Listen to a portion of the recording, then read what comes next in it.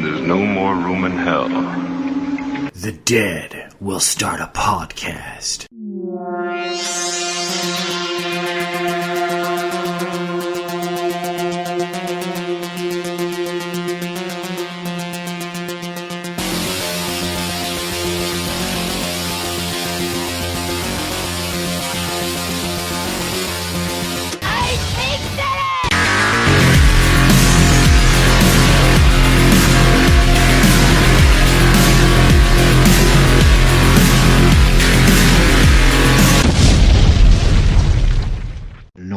Hell, number 60. This is Mike. Joining me as always, it's Venom. What's up, Venom? Greetings and salutations, Japanese zombie hunters.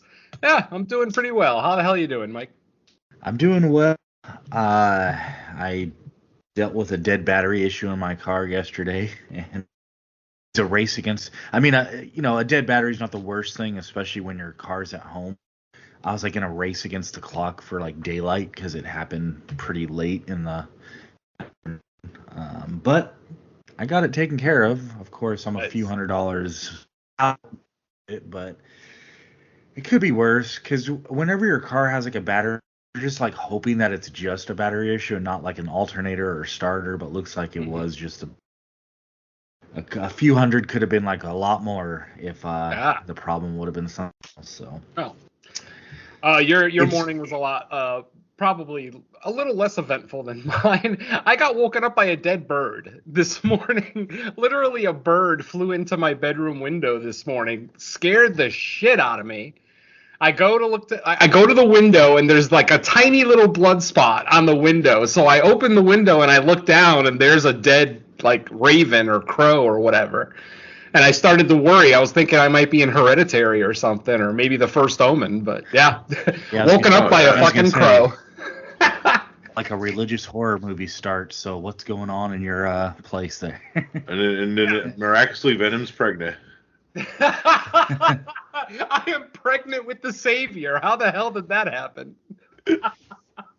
Or Venom is immaculate and the just doesn't realize it yet. It's like some weird dark version of Junior. Oh no! Please no.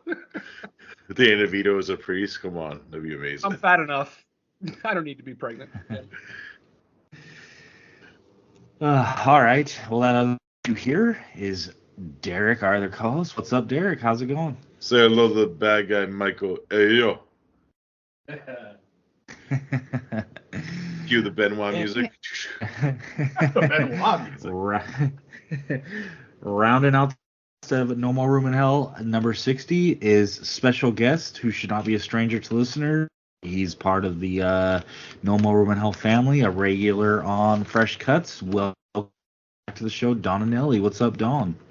Yeah, what's going on? Always happy to be here. Skrionk, everyone. No Skrionk today. That's for the other Japanese special effects thing that I like. Okay, all right. Well, we get to talk about on this episode, so we'll start off with catching us all up on what we've been watching. So hopefully we have some stuff. I mean, it's been a while, so I'm assuming we've all watched it enough, but worthy to even bring up on the show, we'll see. Maybe. Yeah. So I'll kick it to Venom first. What do you got up first, Venom? All right, so I'm going to bring something to the table that I have not brought to the table in a long time, and that's going to be a series. I don't really watch a lot of series because I have so much stuff going on, at home, especially recently with a lot of like hospital emergencies and things like that. So I tend not to really bother with series too much unless it's something that I really, really want to see, like a Creep Show or a Cabinet of Curiosities or something. But I saw one that dropped recently. I think it just dropped last month on Netflix. This is coming to us from South Korea. It's a nice, tight 6-episode limited series, and this one is called Parasite the Grey. Mm-hmm. Now, I have not finished this yet. I'm halfway through the series, but I wanted to bring it to the table because I think a lot of our listeners, I think, are going to like this. The basic story of this one is some alien spores land on Earth one day, and when the spores land on Earth, a little how can I put it? Like a little alien worm type thing comes out of the spore and can climb into a human through its ear, basically eating the human's brain and taking over that human's body. Now, the cool thing about these mutated humans is exactly that they're mutants. They're actually able to like split their heads open and turn their head into like appendages, like different types of appendages. Like they'll be like one that can turn his head into like tentacles, another one that could turn his head into like axes and like sharp weapons with eyeballs on it, like literally an axe head with an eyeball on it. It's pretty gnarly when you actually see it. And the series just kind of goes from there. It follows one female protagonist who has also been taken over by one of these mutants, but because of an injury that she had received right before the spores landed on Earth, her little alien parasite wasn't able to completely eat her brain. It spent some of its energy healing her body. So now she's like a hybrid. She still has all her human thoughts and, she knows who she is and everything else. But periodically her head will split open and turn into this weird mutated thing. She's and Tom Hardy in Venom.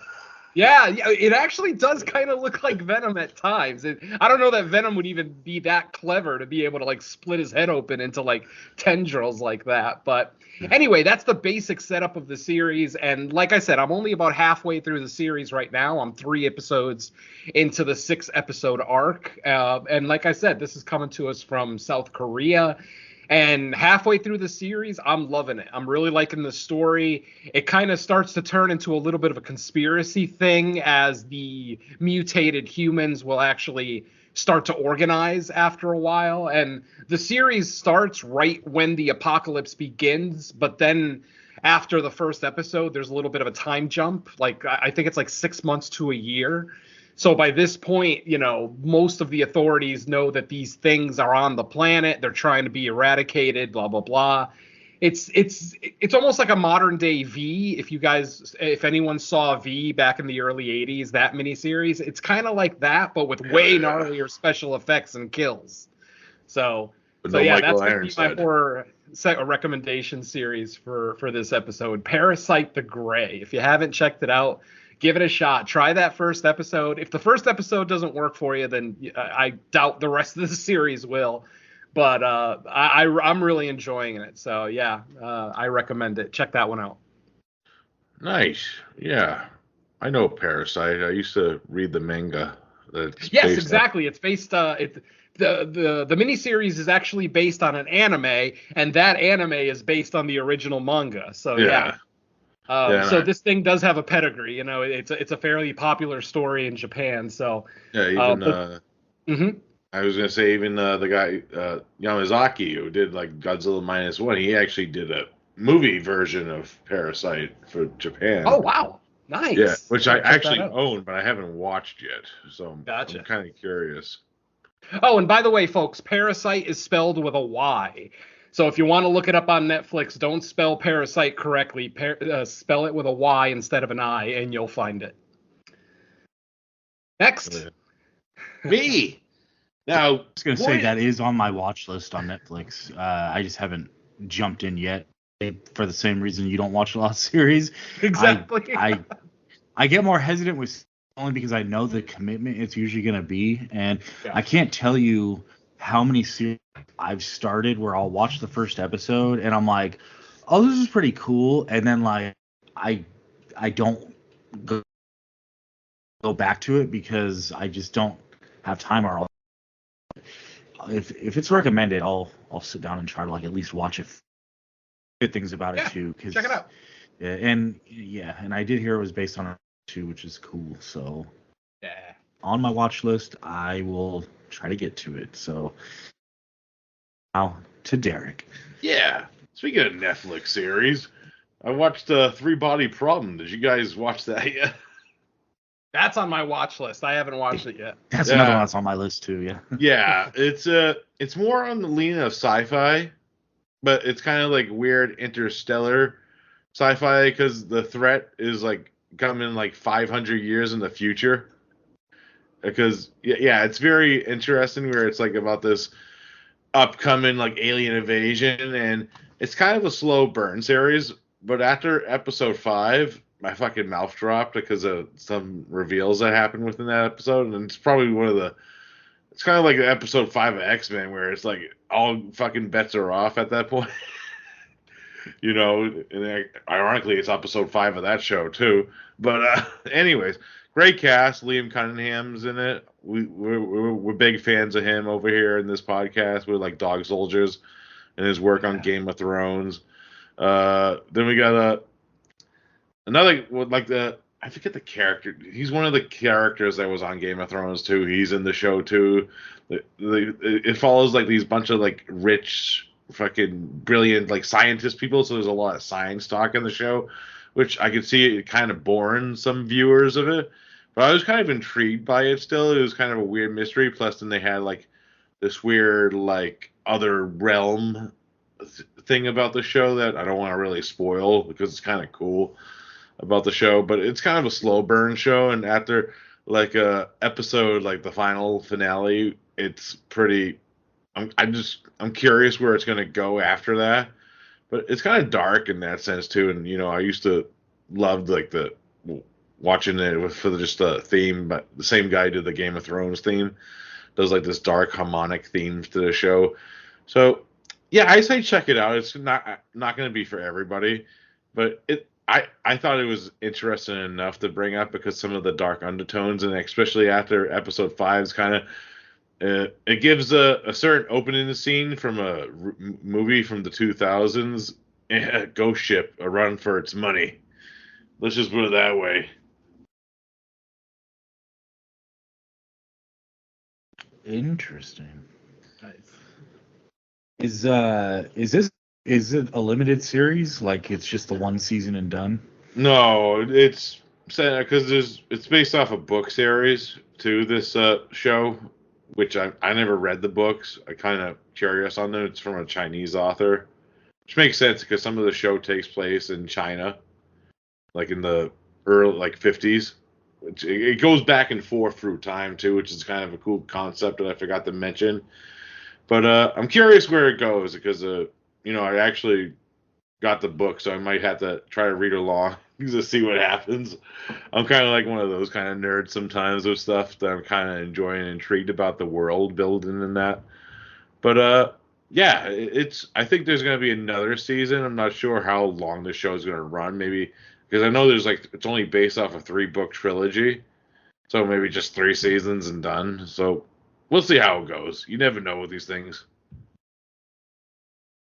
Yeah, true. That's true because we haven't seen limited series before that magically turn into like multiple seasons once they get. We'll see. All right, on. What do you got at first, Dawn? Yeah. So if you've been following my blog for the last month, which I know is nobody because I have no followers at all. I've been doing a special British indie horror spotlight for the entire month. So every day, including days with fresh cuts, I've done a special indie horror film from Britain. So basically just an excuse for me to watch a bunch of my UK friends' work. So I'm going to talk about a couple of those. One of them is the undisputed highlight of the entire run. It's a slasher film called Punch. I loved it. It's basically about a woman who comes home. She's been away at college, and she's left the lifestyle behind, her friends behind. Gone off and educated herself, gotten some worlds. She classed herself up basically.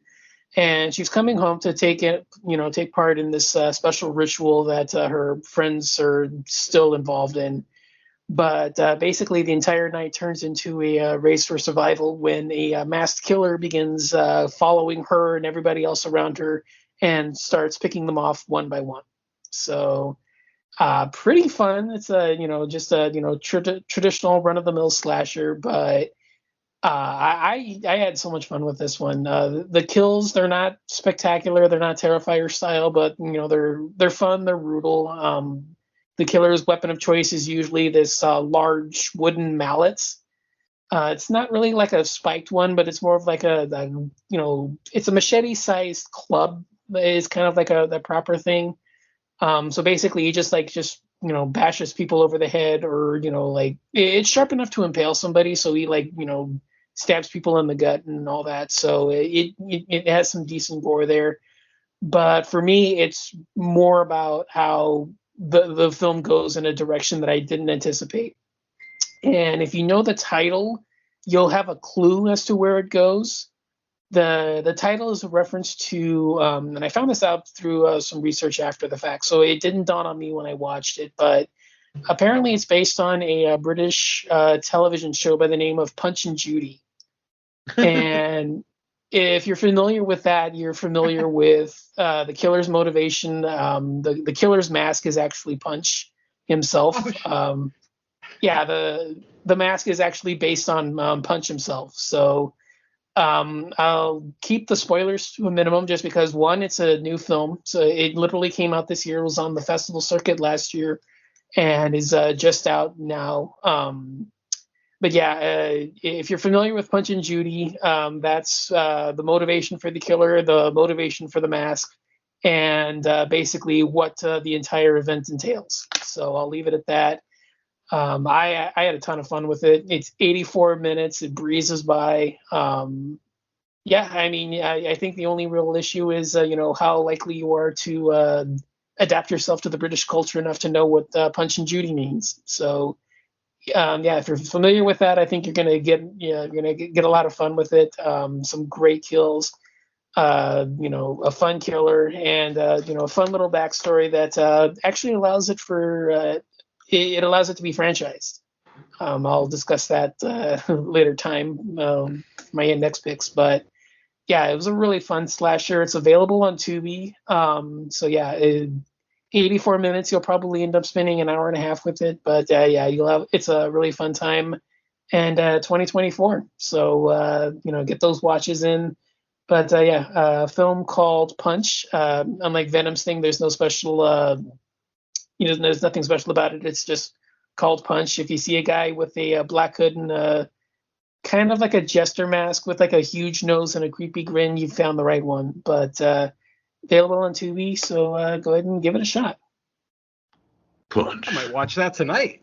Yeah. Punch, yeah. All right, cool. Because I am old. so I love Punch and Judy. I am that fucking old. And I remember watching Punch and Judy film strips in school when I was a kid. Like when they would bring out the projector because the teacher didn't feel like teaching that day.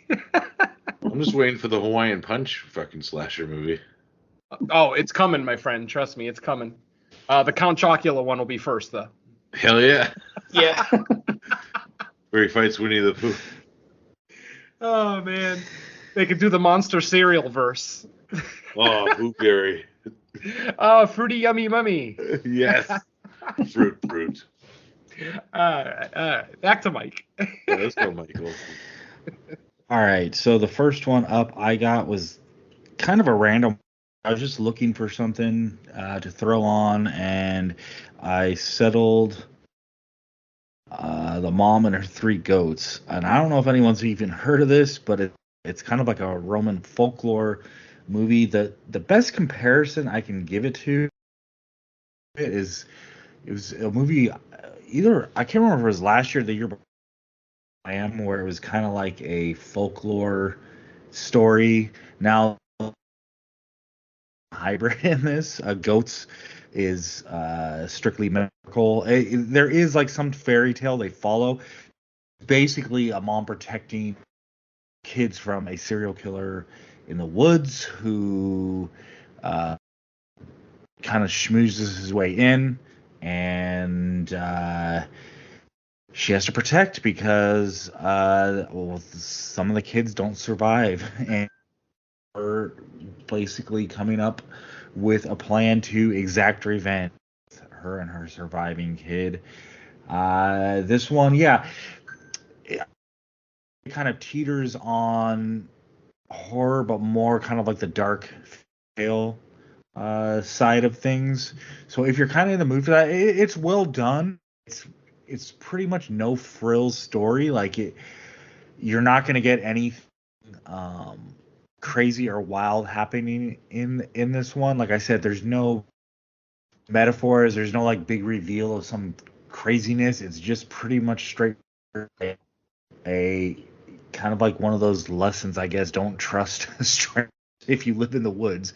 When someone shows up saying they need help, it could lead to things. But for what it was worth, and like it was well made. It's definitely like lower budget. But I thought it was pretty. You guys even heard of this movie before? No. I've heard the title, but I knew nothing about it. What is the title? He kind of blanked out for me when he said it. Yeah. Goats. You did it again. What was that? One more time? Fuck goats. Yeah, I just heard goats. 3 goats. There were 3 goats. Okay. Yeah, when you first said that, you kind of cut out for me. I didn't know if it was my internet or not, but I didn't even know what the title was. Oh. Where did you watch it? Yeah. How did I watch it? It was either Tubi or Plex, one of the two. Because I mean, some of these movies I watched so long ago now because they were from when we were originally going to record. But damn it. Yeah. Well, the funny thing is, I was going to bring up the coffee table because when Venom brought that up on the last episode, and I watched it shortly after, and then I looked at my notes just now, and I'm like, is it even worth bringing up because it's been so long? But I did watch that one, and that one was great. Probably. Yeah, the coffee table is a fucking experience, man. Yeah, it is, and it's crazy. Like now, a lot of people have seen it, like in the ensuing time since we last recorded. But at that time, I hadn't watched. Like I knew of it, and then you had brought it up, and then it convinced me. Like, okay, now I got to go out and watch it like immediately. And yeah, it was amazing. So originally that was going to be one of the 3 I talked about. So look, I managed to strong arm it in anyway. But all right, back to you, Venom. All right, for me. Let's see. The next thing I'm going to talk about is a 2024 film that actually, it's a 2023 film that I think was released on streaming this year, so I'm going to count it. But this one is called The Midnight Peep Show. This one is about a business executive that stumbles across a very unusual, peep show type place, and when he goes in, he realizes that there's actually some supernatural stuff going on, and this turns into an anthology. Basically, as it turns out, this business executive, is a financial backer of a company named Black Rabbit. And what Black Rabbit is, it's like it's like a dark web challenge website where if you sign up for it and you're approved, the Black Rabbit will contact you and make you do like weird shit. Like in one of the segments, like a woman became a part of it. And after she was approved, her first challenge was you have to have sex with your husband, but he has to pay you. Which, how the hell do you get your husband to pay you for sex when you've been married for however long? So, yeah, and that's one of the more tame challenges, obviously. Obviously, as it goes, the challenges become more and more crazy until we finally get to the end of that particular segment with the executive's wife, and she definitely regrets being involved in that. But yeah, it's an anthology about the story of like 3 or 5, I forget if it's 3 stories or 4, and all of the people, all of the protagonists in each segment have been involved with this Black Rabbit in some way, shape, or form. And then finally, once all the stories are done, our executive is kind of shown, how can I put it? They expose something to him that he wasn't ultimately aware about with his investing, which then kind of culminates in the conclusion of the film. So it's it's a good concept. Like I thought it was okay. Like when it started, the first like cold open with the business executive, I thought was pretty decent. But once they started getting into the individual segments, they're a little, I don't know. They leave something to be desired. Like none of them are bad necessarily, but none of them are exceptional either. Like this is a real middle of the road type movie. In fact, I think most people are going to lean towards the bad side of the middle of the road, because after a while it starts to get frustrating, and then finally, and then I didn't even agree with the motivation of the supernatural force that was doing all of these things. Once we get the reveal of their motivation, I thought it was just really stupid. So this is one that I'm probably not going to recommend. I'm going to say this is pretty much an avoid, unless unless you're bored and you have access to it and you like horror anthologies, which I love horror anthologies. But this one, like I said, was just a little bit lackluster, needed a little bit more. And yeah, I just didn't like the motivation of the antagonists in this film. I'm not speaking necessarily of the Black Rabbit himself, but the peep show, the actual supernatural midnight peep show, if you will, because they are not the same entity. So, but anyway, it's okay. Did anybody see it? Yeah, I did. I completely agree. I think you're right on with that. The segments aren't necessarily terrible. They just don't really come together. And most of them, they kind of don't even really follow through with the premise of the setup, because he's watching the dancers. Yep. And because it's the dancers in the peep show, and then each one is supposed to tell him their story of how they got there. But then none of those segments really tie into all of that. So it just kind of feels like it's interconnected segments. I mean, especially the one with, if I remember right, because I've watched so many anthologies in the last couple months. I think this is the second one is the one where the bride, the guy, the bride, her husband, and the cheater are stuck in the room with saw traps, right? Yes, exactly. Yep. Oh yeah, kill, marry, fuck, or whatever. Yeah, marry, fuck, kill, or whatever. And they're marry, supposed fuck, to kill. do There it is. Yeah. Yeah, I remember that one. And then the whole segment for that one just doesn't even tie into how they get together in the the peep show. So yeah. Yep. I don't think there's anything inherently wrong with it. I mean, it's decent anthology, but yeah, it doesn't really come together. None of the initial segment is a better concept than it actually comes together. Yeah. And then in that segment, you actually get to hear Zach Galligan's voice as the narrator. Zach Galligan, of course, the guy from Gremlins. Billy from Gremlins. Yeah, Billy. You don't get to see him, but you hear his voice, and I know that voice anywhere because he narrated Gremlins too, obviously. So when I hear the voice, I'm like, oh shit, Billy. So that was kind of cool. But otherwise, I mean, yeah, that segment had a lot of potential. Honestly, all the segments had a lot of potential to be really brutal. But yeah, they just kind of all fizzled out. And then the wraparound, just like I said, it fizzled out, and I just didn't agree with the motivation for what they were doing to the businessman. So blah blah blah. Watch it at your own discretion is the best thing I can say. Same here. Yeah, my sentiments exactly. Oh yeah. Who's next? I am, and I'm going to talk about a movie that was actually brought up earlier, because it's a movie that I actually didn't want. Actually, it's weird because I didn't even know this was a thing until after it was like in theaters, and it's a prequel to the fucking Omen, the first Omen. Like even the title sounds like it's like the Last Exorcism title, like it's the first Omen, and it's gonna be confusing because you mean like the original one, right? No, I'm talking about the prequel. That's so weird. We have to do that now. Yeah, they did the same shit with the first Purge. It's like don't name a sequel the first anything. That's fucking confusing. Stop it. Yeah. Other than that, I was going in like this with like no fucking expectations whatsoever of it being good. And it's watchable. I'm not gonna say it's a perfect movie by any means, but I actually did kind of dig kind of the story elements of it.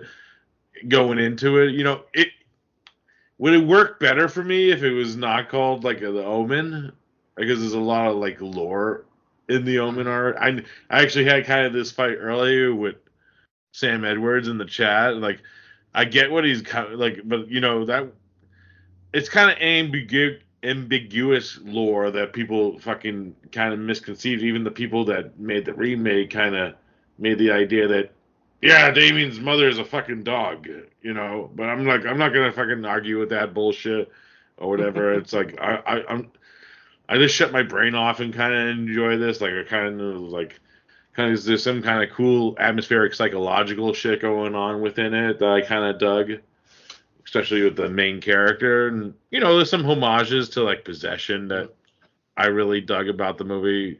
And when the fucking that theme fucking hits with the gender reveal, I just fucking smiled.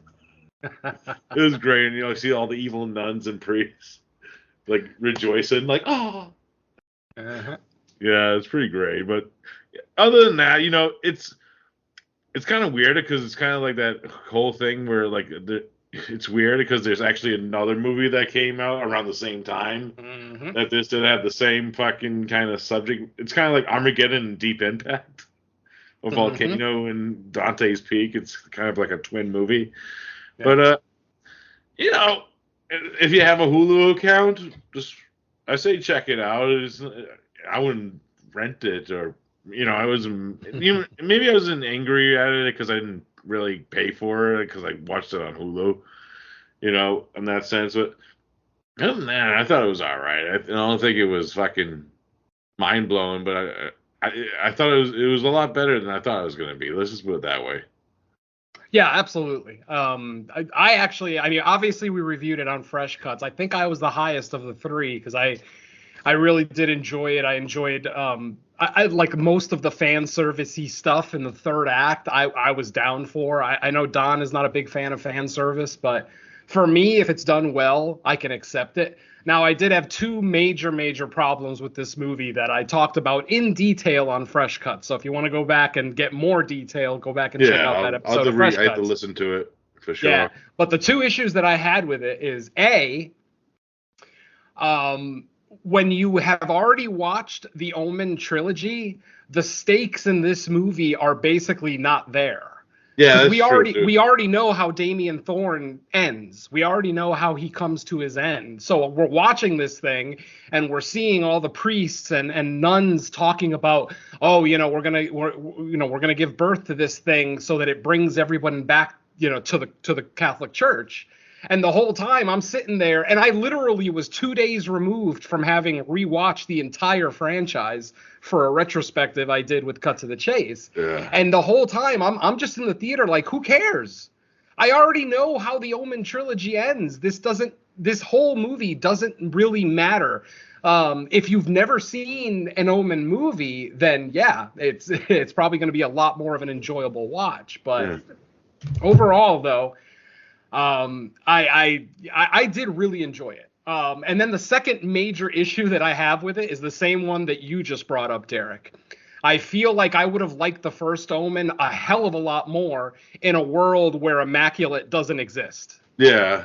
Because Immaculate came out 2 weeks before the first Omen, and in my personal opinion, it's a better movie. I put Immaculate, you know, well above the first Omen, especially with that ending. The ending of Immaculate is potentially my favorite ending of 2024 so far. It put such a smile on this Satanist face. Like, that's amazing. Yeah. But anyway, I did enjoy the first Omen. I think a lot of what they did was really cool. Like I said, I thought the fan servicey stuff was cool. And then the very end, when you actually get to hear, you know, Senator Thorne's name and get to see that picture of Gregory Peck, it's like, oh, you get all tingly. I mean, if you're as big a fan of the Omen as I am, you get all tingly with that kind of fan service. I know it doesn't work for everyone, and that's fine. But for whatever it's worth, the Omen is one of my favorite franchises ever. The original Omen is in my top 10 all time. It's a fucking masterpiece. Yeah, I love it. And I'm the same as Derek. I went into this movie with no expectations. Most of my listeners know I don't watch trailers. I haven't watched a horror movie trailer in over 4 years now. So I went in as blind as possible. But of course, it's the first Omen. We know where it's going to lead. It's a prequel that's going to lead to the beginning of the original. And you know what's crazy? Because it kind of, and this is not really a spoiler, because it kind of brings some of that lore from Omen 4 because it's so weird. But it kind of. This one more. because that whole fucking incest angle is kind of fucked up. That is true. Yeah, they brought that incest angle. They introduced it in the Omen 4, and then they definitely brought it to light in the first Omen, which it kind of makes sense. I mean, we're talking about the Antichrist. It would make sense that it should be an incestual relationship, you know, for whatever it's worth. But I really did enjoy the first Omen for whatever it's worth. I mean, it's a little long. And like I said, the fact that it came out after Immaculate is going to be a detriment to it pretty much forever. But I still think it's a damn good movie. It's also, not a top 10 candidate. Room. What's that? Fuck that bad room scene where she's locked in that room. Fuck that. Oh, scene. The bad room. Fuck that room. Despite me not liking that scene, there's a lot of cool camera tricks that were done in that scene that I really enjoyed. Yeah. Again, I talk about them more in detail on that episode of Fresh Cuts, so check that out. But yeah.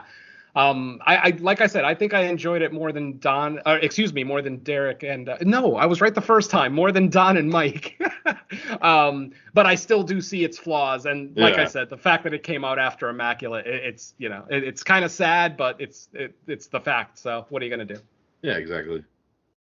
Oh well. I still recommend it. I still think everybody should see it. Absolutely. If you have a Hulu account and you're a fan of The Omen, check it out. It's worth watching. It was definitely much better than I expected it to be, and I also agree that coming out the week after Immaculate might have hurt it on initial watch because they were so similar in what they were doing that even had the same setting in the Rome. Yeah, well, it kind of makes me side with Immaculate just because it didn't have the constraints of having to adhere to an existing story or property, so it could kind of go off in its own thing. Where First Omen, it's we have to lead into something that people already know, which is kind of the point Venom was making. But it was definitely not a bad film. It was, by the end of it, I was like, okay, they actually made a competent prequel this time. Exactly. Yeah. I enjoyed it for what it is. There's some fun moments here and there, but too long, too much fan service, too similar to Immaculate, and some of the stuff in context just doesn't add up. Mm-hmm. Yeah. All right. Next up for Dawn. All right. So next up on the UK indie thing that I did, I'm going to kind of cheat a little just because there's not a lot to talk about with either one. But I'm going to do a twofer, and I'm going to talk about the Dinosaur Hotel movies. There's two of them, although I've heard that there's a third that hasn't reached the U.S. Shores yet. So I'm keeping an eye on Tubi. I'm waiting for that damn thing to drop. But these are on Tubi? Yeah, both of them are on Tubi. Maybe by the time you hear this, the third one will be there, because I know for a fact it's out. I've seen I've seen it out on those kinds of sites, so I know it's done and available, but I'm not gonna, tempt that. And while we have a perfectly valid Tubi service to utilize, but the first two are for sure available here in the U.S. Basically, the first one is a group of people are summoned to this remote hotel out in the middle of the countryside, and told that they're participating in a reality show where they're supposed to survive for 12 hours. Basically from dusk until dawn, and you're gonna get $1 million if you survive the entire night and don't leave the premises. Although the title should give you a clue as to what the actual challenges of the competition are actually all about. There's genetically engineered dinosaurs running amok, and they basically have to put their squabbling aside and survive the night. So within the hotel, you've got raptors hunting the grounds while a T-Rex patrols the outside. And it's pretty much there you go. That's the movie. So basically total sci-fi style cheese fest. It's a fun time. Sequel is 5 years later, where I can't really say that this is much of a spoiler, but the lone survivor of the original is coaxed back into doing an all-star run. Basically, other survivors of the show that have gone on over time are brought together, and they're supposed to do an all-star tour. So basically, same premise. They're thrown into a hotel with dinosaurs running amok, and they're told to survive. So basically, fun, over the top, goofy cheese fest.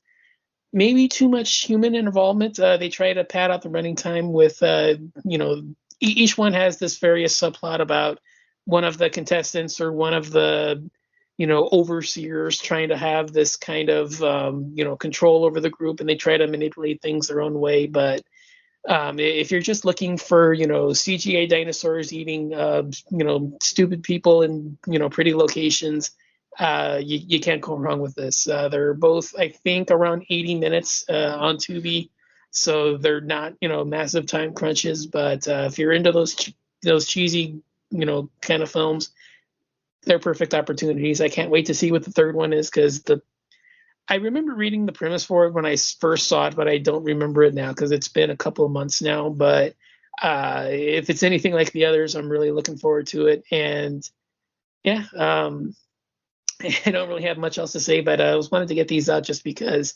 one, it's my kind of movie, and two, 3 out of 4 of us are covering these kinds of films for a show. So I can't say franchise retrospective in the near future, but something to keep your eyes out just in case we have something to we need a month to cover. So cool. Yeah. All right. Ooh. I have not seen it, so I have nothing Me to neither. add. I'm looking them up right now. I'm kind of curious. Sounds interesting for sure. It's basically one of those where the dinosaurs are just alive and you have to deal with it. Like, they don't even have like any kind of like, oh my god, you have dinosaurs here? What's going on? It's just, holy shit, they're trying to eat us. Get out of here. Like, you don't even have time to react. It's just, oh, ho hum. But crappy CGI, shitty effects. My kind of movie. Fun time. It's the same factory that's producing the Winnie the Pooh films. Oh boy. I like the first one. I don't care. It was my number 3. It was my number 3 of the year. Yeah, man, I love that movie. I don't care. Yeah. I'm just saying it's by those kinds of people. So oh wow. I'm going if through you're a rabbit hole right now.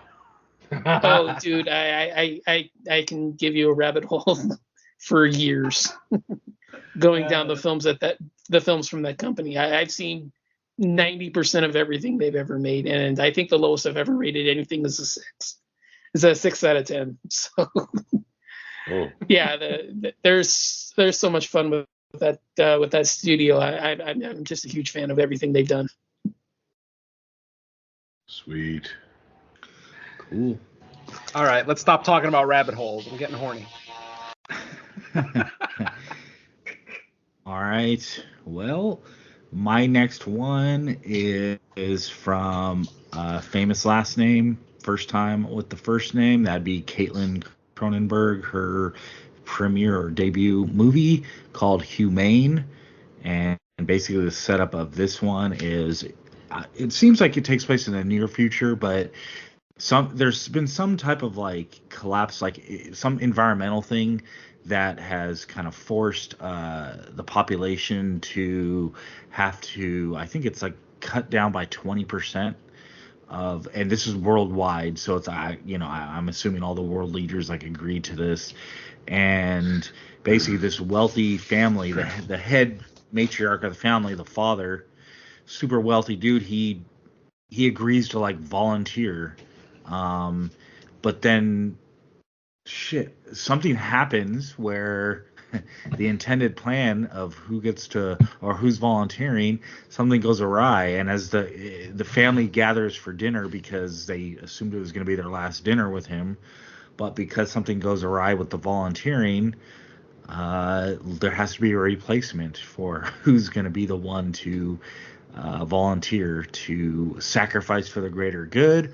So as you can imagine, it's already a dicey situation when you get a large family of rich assholes together, and then add to the fact that one of them has to be sacrificed or self-sacrifice, and you got a situation on your hands. So I kind of view this movie the same way Brandon Cronenberg's Antiviral is. It definitely feels like someone's first feature. Lower budget. You see somewhat of the flaws. It's only like it's barely over a 90-minute movie. I think it's like 90-ish minutes. So, but there's the rawness there that you're going to get in someone's first feature.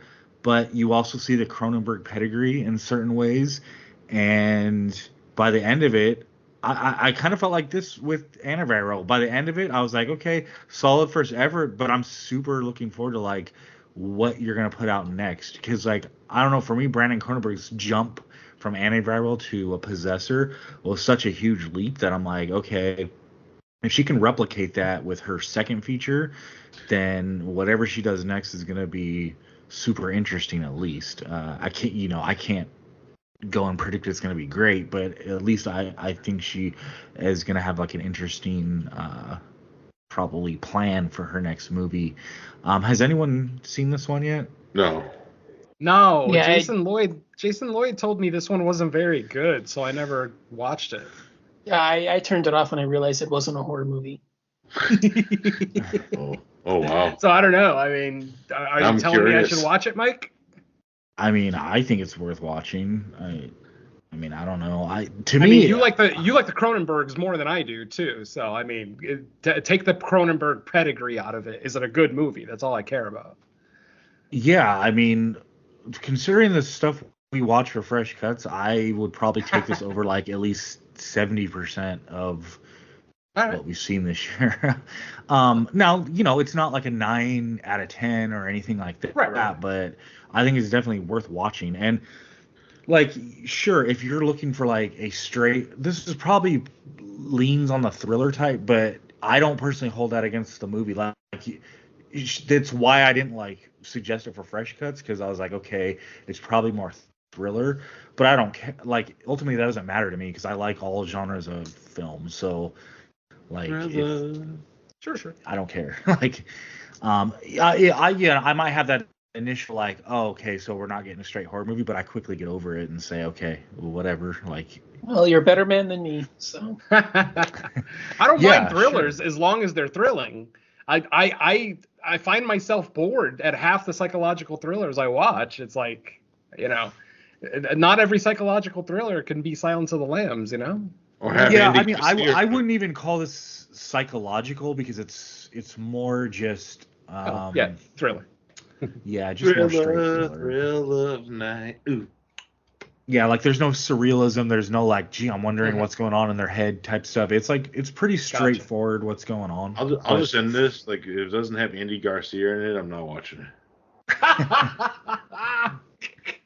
If it doesn't have Eric Roberts, it sucks. Yes. All right, back to Venom. All right, well, folks, like I said, and as I've said the last couple of episodes, life has been kicking my ass the last few months, so I haven't really had as much time to watch new stuff. So I'm going to bring a classic to the table right now, something that I hadn't watched in over 20 years, but I saw a good deal for it for the Blu-ray on Amazon. I think it was like $8 or $9 a couple of months ago, so I finally went ahead and bought it. This movie is coming to us from 1973, and it is my number 5 favorite haunted house movie of all time. This is The Legend of Hell House, starring Roddy McDowall.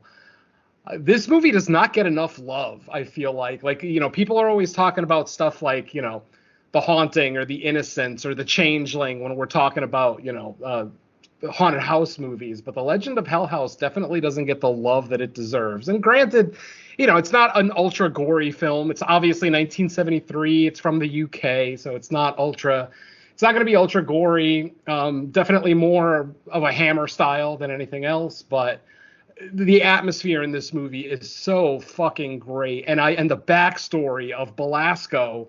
The house is called the Belasco House, and so the family that lived in it were the Belascos, but the senior Belasco, holy shit, he is a fucked up individual for some of the shit that he did in life, and obviously all that energy translates to the hauntings at the house now. So yeah, There's not a whole lot I can say about it. It's very similar to The Haunting in the sense that 4 people get together at a famously haunted house to try to prove whether life after death is actually real. And that's pretty much it. They're just trying to prove that ghosts either exist or that they don't exist. And that they're tangible, not that they're not just random energy that's just floating around in an old house, that it's actually tangible, that it can interact with you, things like that. So it actually has some really cool early ghost hunting science in it, which is kind of interesting. I mean, it's obviously all been outdated by now, but if you're interested in paranormal activity and ghost hunting and stuff like that, like I am, this is a great little starter piece from the early 70s. So I'm assuming at least a couple of you guys have seen it. Fuck yeah. I read the book. Fucking Richard Matheson, baby. Yeah, Richard Matheson, man. Awesome. Yeah. It's been years since I've seen it. I don't remember much. I actually do like it more than Changeling. I'm not a huge fan of the Changeling. That's actually one of my, I think it's a little overrated. But I would have to rewatch them because I don't really remember it much. It's one of those I haven't seen in like maybe a decade or so. So, I remember really liking it. It was one of I can't say it was one of my first ones, but it was one that I remember watching a while ago, and I remember really liking it. So, probably gonna have to revisit that one sooner or later. But I do remember liking it a lot. Yeah, one of the things that I really like about like 50s, 60s, and 70s haunted house movies is that it's a less is more type situation. They're not about jump scares or visceral, action on screen. It's more about the implied horror. It's more about what you can't see that could still potentially kill you. Whereas, a modern day horror movie, like a Blumhouse thing, is filled with 18 ghosts that are jumping out at the camera every 5 minutes. So this one definitely has it's much more nuanced than any haunted house movie that you would watch today. But like I said, it just kind of follows the form of haunted house movies from that time. I understand what Don's saying about The Changeling. It is a very slow movie. Ultimately, I do love it. But at the same time, it's not the most action-packed haunted house movie. So I definitely understand George C. Scott. And that's the thing. George C. Scott is also one of my favorite actors of all time, so that kind of helps. With stuff like The Changeling and Exorcist 3, his presence just helps me. So yeah. The fucking carp scene. Yeah, the fucking carp. No, people who've not seen The Exorcist 3 have no fucking idea what we're talking about. Yeah, the real sequel to The Exorcist, not that fucking other fucking. I don't even acknowledge that movie. That there was no second Exorcist movie. I don't know what you're talking about. Yeah, I know you. Here I am thinking that's the second best movie in the franchise. I know Don likes it. Nothing wrong with liking it. I just remember seeing it the first time. I flipped it's not that out. I like it. It's just I don't think much of the other entries in the series. Oh, there's that too. Yeah. Don's Exorcist and Shining critiques. Yeah, Don's like Ennio Marconi's doing this for me right now. I don't like 3. I just don't like Exorcist 3. I think it's slow. Yeah. Well, it is. 3 is definitely a character-driven film. I'm just saying, for me, Exorcist 2 is the second best film in the franchise because there's nothing else available. I mean, I think you could call the first one slow, the way it's paced, but that's not a bad thing to me. Yeah. Yep. Hey, to each his own. Yeah. All right. Speaking of movies. To each their own. Next up. Yeah. Speaking of movies, I'm going to talk about an oldie but goodie that I just watched the 4K of that was put out by my boys at Vinegar Syndrome. And it's a movie that I love from Italy. It's Lamberto Bava's A Blade in the Dark. And yeah, this fucking edition is fucking awesome because I finally watched.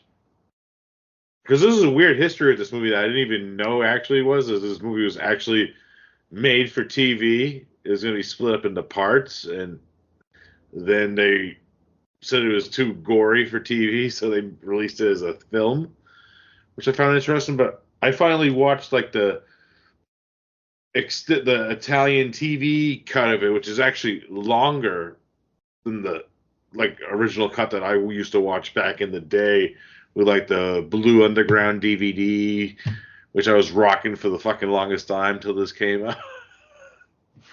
But yeah, it's about like this film composer who's scoring a new horror thriller. Speaking of thrillers, Michael, he's scoring it and fucking so a lot of fucking crazy like first things off. This film composer is like the Mac of film composers because this naked lady's just coming to his house all the time, you know, use his pool. But then, yeah, they end up starting to get murdered by this mysterious killer, which it kind of might have like the mystery within the movie, because they show like a movie within a movie aspect of this too. Because the movie that they're making actually stars another Italian staple, Bob from House by the Cemetery, makes a cameo in this movie, which I thought was awesome. And you know, there's some actors that, like the main guy is played by I don't know if this is gonna be spoilers. The killer from fucking New York Ripper, the Quack. That guy. Yeah, I was gonna say you were going down the wrong rabbit hole there. Yeah, you know, Fulci. Yeah, I know. Yeah, but then you also have like a very young, before he was director, Michel Sauvé in this movie, because I think he was actually like maybe like the co-director of this movie or assistant director at the time. Yeah, second unit. Yeah. Because it was this one, it was Tenebrae, and oh god, what was the other one? Because there was three. I don't think it was Demons. I think it was something else. I think he did shoot like the movie within the movie in Demons. I think he did that, but I don't think he's like technically like a second unit director or like assistant director. Because there's three. There's I think he did Phenomena too. He might have. Maybe it's Phenomena. Maybe it's that one. Yeah. Because I know that there's three that he did. He's technically credited as like second unit on. Yeah, he did the movie within a movie for Demons. He did Blade in the Dark, Tenebrae, and I believe you're right. I think it is Phenomena because I don't remember what the third one is. Yeah, you know, like fucking, like it's just crazy. Sauvé, like when you go back into like his like history, like he even has connections to like Joe D'Amato because he produced his first movie. So like he had like a lot of great fucking teachers before he started directing fucking movies, and I love all his fucking movies. Yeah, but Blade in the Dark, it's a fun, like, early 80s giallo, you know, it kind of has, like, the aspect where it's, like, blending, like, the slasher genre with the giallo a little bit more, especially with the kills. They're kind of ramped up, like, there's this awesome kill, which actually, great marketing for Vinegar Syndrome. The box set that this box came in is, like, the hand split kill. It's awesome. Oh, nice. Yeah, it's a great case. I love it. Yeah, it's a great movie. I love it. It has a great soundtrack by the DeAngelis brothers, who I love. I love everything they do in scores. We talked about them when they did Torso. I love like anything they do. They're fucking awesome. But yeah, Blade in the Dark, one of my favorite Lamberto Bava movies. I say check it out. Especially, it was kind of cool to see the extended cut for the first time. So that was cool. Nice. I don't think I've seen the extended one. I'm gonna have to check that one out because I have the same thing with you. I had the Blue Underground DVD. Yeah, even like I know because 88 Films put this out on Blu-ray too, but you know I was like, you know I'm kind of like trying to say like I think I do actually own that Blu-ray, but I never watched it. I could be wrong though. I know I got the DVD. I don't have the Blu-ray. I never upgraded with it. So yeah, I still got the old Blue Underground DVD. Yeah, I'm very picky what I import now because it's expensive. But I'm glad it was released in the States. Good shit. Next. Next up for Dom. Yeah. Okay. So finishing up. So I kind of did a. For the UK horror thing at least, I did the one film that I liked. I did a genre that I liked, and let's go to the director I liked. So I'm just going to mention off a couple of films here from one of the directors that I noticed when I started doing this. A man by the name of Charlie Steeds. I ended up and I binged his entire filmography. So he's one of the few directors that I've actually seen everything he's ever released. Yeah, he ended up. I hadn't seen anything prior to this, and I ended up binging at least like 10 or 11 movies during the course of this. So yeah, he really won me over. Some fantastic stuff here in his filmography. His first film, Escape from Cannibal Farm, is just a generic TCM ripoff. But other than that, there's a lot of stuff to like. His second film, The House of Violent Desire, is as gothic a horror film as I've ever seen made past the 20th century.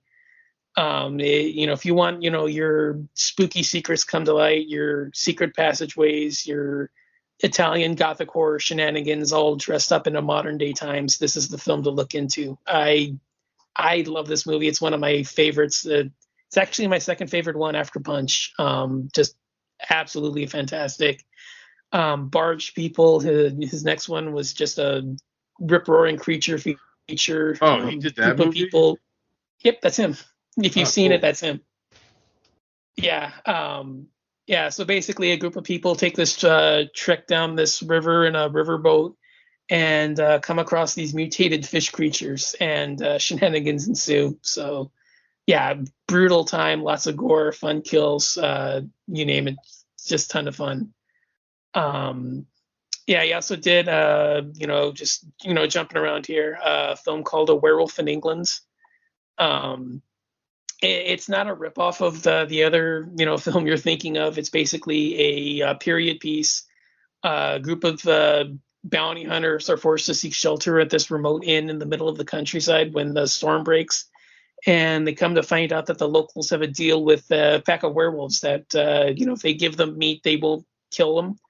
So basically, the bounty hunters end up interrupting the deal, and so the werewolves start attacking them. So really fun time there. He also did another period piece called The Haunting of the Tower of London, which, if you're familiar with the story about how the tower got haunted, it kind of takes a familiar route from there. But again, it's a period piece, so it's set, I think in the 1700s or so when the initial haunting began. I think, I don't remember, but yeah, again, it's another gothic horror period piece. I had a fun time with it. It was really fun. And then the last one I did is, last one to mention at least, is a film called Gods of the Deep, which is a Lovecraftian Cthulhu kind of inspired film. Basically, this group of explorers, they find this ancient city buried, like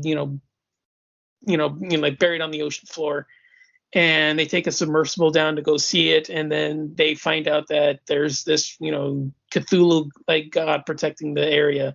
So they end up having to try to escape, and then things happen from there. They're all really fun. I can't say that any of the films that he's ever made, including the ones I didn't mention, because there's like I said, there's like 10 or 11 of them, but those are just like the ones that I really wanted to bring up and highlight. They're all really fun. They're all, he kind of mixes everything up because, like there's slasher, there's gothic horror, there's even a vampire film, a traditional haunted house movie. You got period horror, you've got Lovecraftian stuff, you've got creature features. Yeah, there's just a ton of stuff. It's a pretty wild, pretty varied filmography. They're all low budget, but they're not like noticeably low budget. Like they all kind of work within their means. They're not like blockbuster level, but they're good enough for like VOD kind of releases. So if you're interested, they're all pretty much available. I think the only one that I remember going to an alternate site. I think it was Plex or maybe it was YouTube that had Barge People on it. I think that's the only one that's kind of like the odd one to find. Everything else is available. I think because Shudder released that one too. I think because Shudder, it's on Shudder, I think too.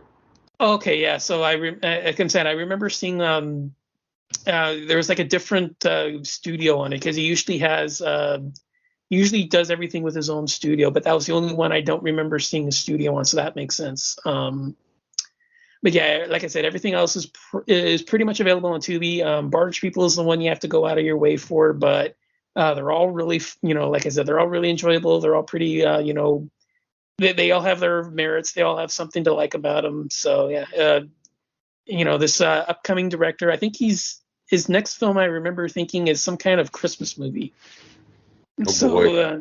Yeah, it's another one, from me and my Christmas horror films. Another one for me to, enjoy. But again, just wanted to shout out a director, up and coming director to keep an eye out because a lot of fun stuff that I found just binging through his filmography. So, I guess, like I said, if you've seen Barge People, Derek, you know what his style is like, and he pretty much keeps that kind of intensity and ferocity throughout the rest of his movies. Like I said, the only other one that I didn't really have a lot of fun with was Escape from Cannibal Farm, which is your generic TCM ripoff. But other than that, there's a lot to like with him. So, okay, cool. Yeah. What was his name again? Charlie Steeds, Steeds. Cool, thank you, Charlie Steeds. Coming soon to Creature Comforts, Charlie Steeds. Maybe. All right. For my last one, originally I saw the TV Globe, but it's not really too much horror. I almost brought that one up too. It's okay. It's okay. I just want to talk about that movie. I mean, horror or not, that movie needs to be talked about. I mean, I'll talk the shit out of it, but I just wasn't sure if it was horror enough for anyone else to want to talk about it. Yeah, it's it's horror to a certain sect of the population. If you've ever had to deal with identity issues, like personal identity issues, then it's a horror movie. But if you've never really had to deal with anything like that, it's not a horror movie. You're not really going to understand the horror of it or the dread that our main character's feeling, things like that. It is a spectacular film, but it's not for everyone. Like, it's incredibly slow. And when I went to see it, a lot of people walked out of the theater pissed off. Like, there were these, homeboys that just were like, fuck this movie. This was terrible. What the hell? Shit, motherfucker. Yeah, I mean, I could see. I think it's another case of, like, bad advertising. Because if you see how they, like, cut the previews and stuff for it. Yeah. Good point. Because I watched the trailer after I saw the movie. And, yeah, the trailer makes it look like it's going to be, what do you call it? Candle Cove. Or Channel Zero, where it's like a haunted old TV show or something, but it's nothing like that. So yeah, just be. Yeah, exactly. I still recommend it. I think Mike and I still both recommend that movie. It's just it's not for everybody, sadly. So yeah, if I was making a list of just overall movies, like top movies so far of the year, that would be one of them. It's just hard to put on a horror list. Exactly. Yeah. So instead, maybe eventually we'll find a way to talk about it more extensively, but I don't know how. But maybe someone else will say, "Hey guys, I heard you talk about. I'll give that movie some praise. Come talk about it." And I'll say, "Okay." We'll hit up Dan and Lacey, and we'll make them review it. Yeah. All right. So what I will put in this spot instead is something I just watched. This is actually a recent watch, unlike my other two. This is called What You Wish For. It just hit VOD, I believe, on Prime recently, so it can be rented. And this one stars Nick Stye, or Stahl. Some people say Nick Stye, some people say Nick Stahl. Yeah, the yellow bastard. Yeah, the yellow bastard. He's back. It seems like he's been on like a bit of a sabbatical, unless he's just been doing super indie stuff, and I haven't noticed, but. Anyway, so it stars him basically. Like, the premise is he goes down to South America because he's kind of like in a rut in life, and he goes to visit a friend down there who's a chef.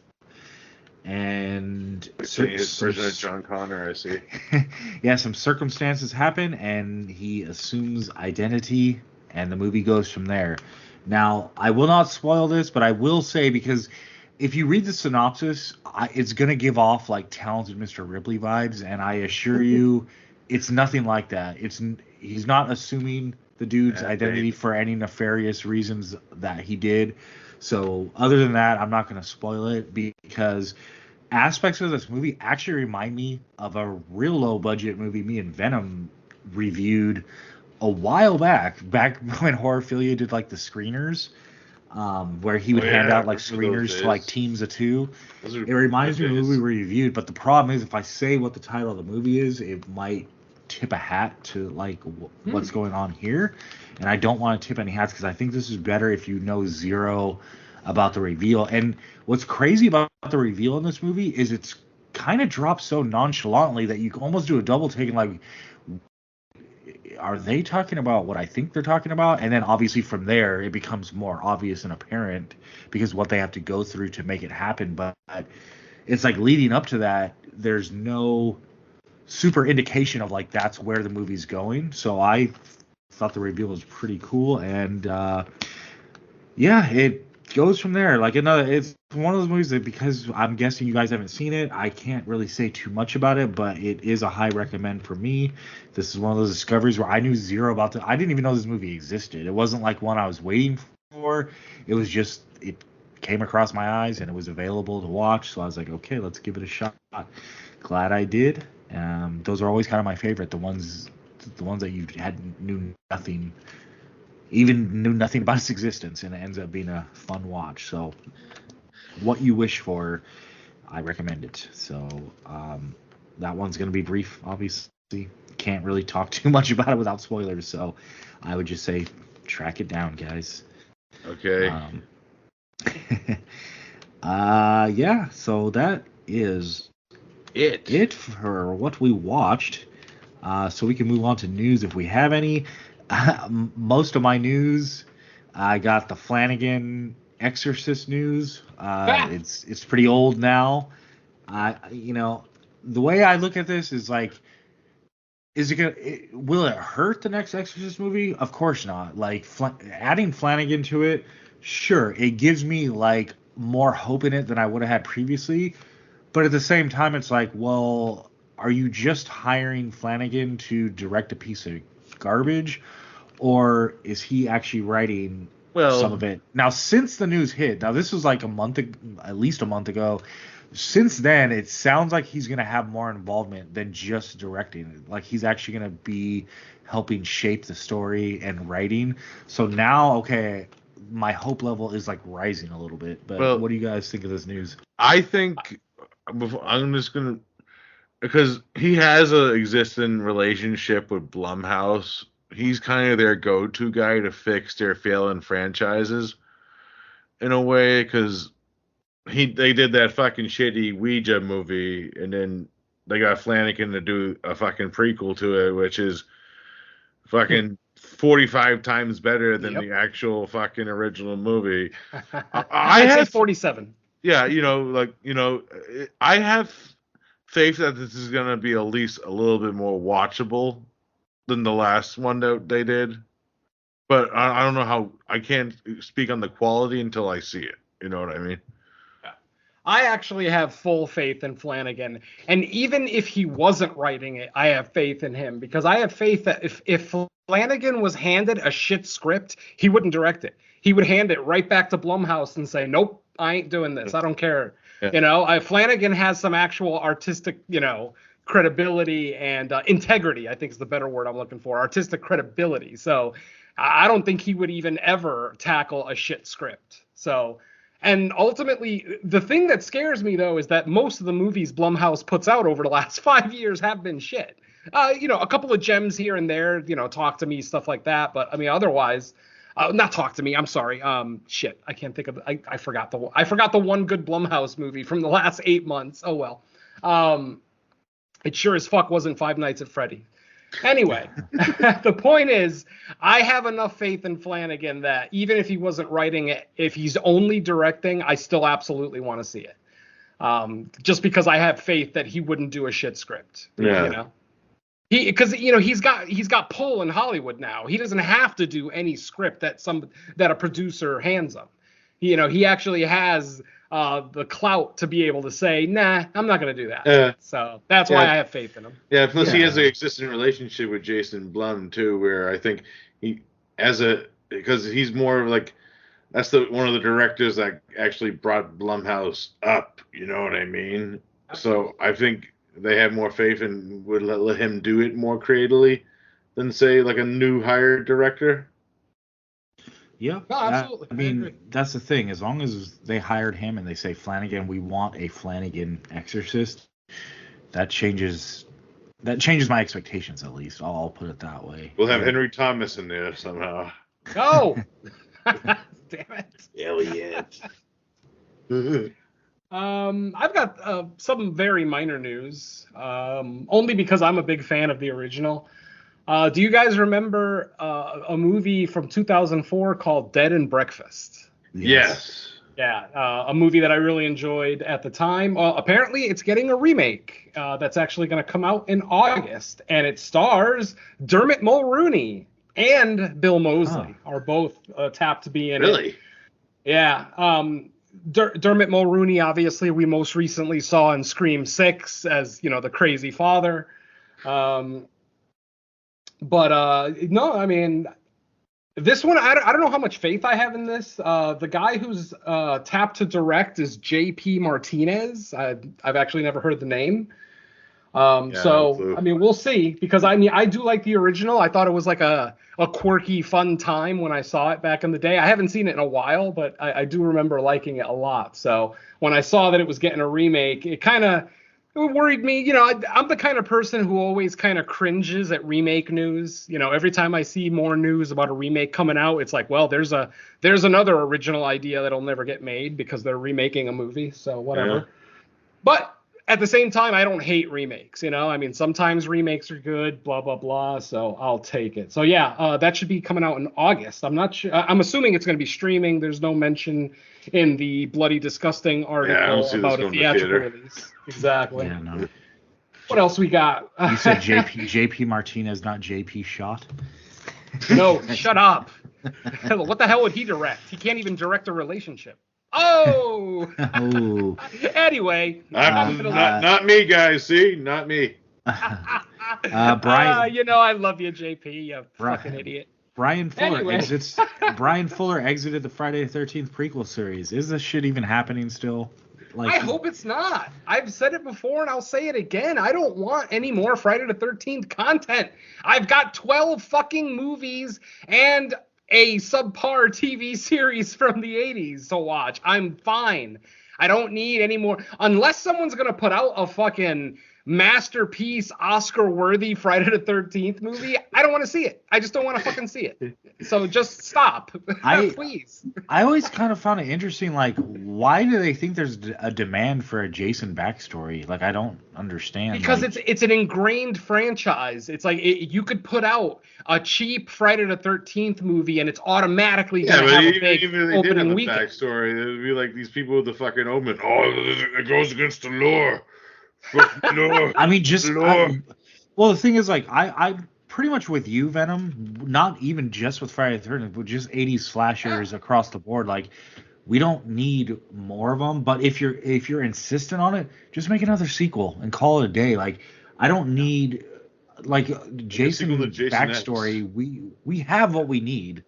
His backstory has been summed up in one clip. We saw a kid drowning. Little clips of it. That other than that, we get it. He was probably bullied and ignored, and like, I don't need a whole movie about that. Like, we already know. I kind of like. That's why I kind of like the remake, because they kind of skip it all and do like the Cliff Notes version where it's like it's 1, 2, and 3 together.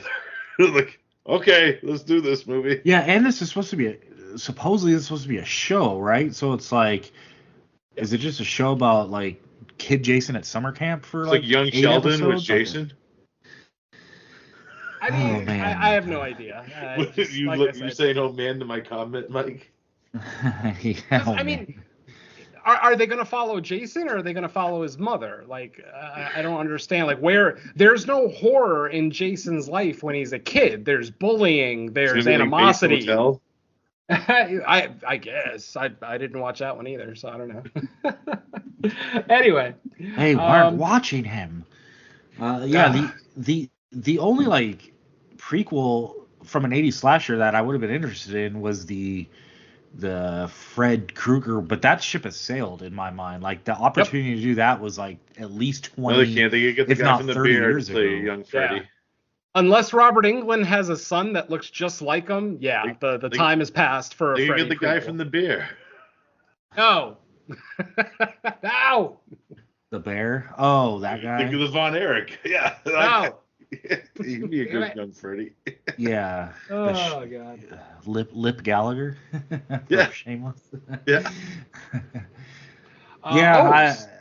Yeah, it's just I feel like with 80 slashers, it's just you're either gonna make a sequel or like I don't need an expansion of the lore. Like, no, the lore was enough to give us 15 of them already, so I don't need an expansion. Just like I said, if you're insistent on doing it, just go back and watch them and be like, Bring back okay, Creighton Duke. this is the model of what people liked. So just make a sequel. That's it. There's nothing you need to do more with it. Unless they do some weird shit where they make it like the Planet of the Apes trilogy and just. Oh, stop it! I'm trying to give hope. No hope. Do you think like that genre has just kind of like, I don't know if it's been passed by horror fans in general, because like what really big slasher other than Scream, but Scream's a little bit different because it kind of never stopped. Like there was a gap in between 4 and 5 and maybe 3 and 4.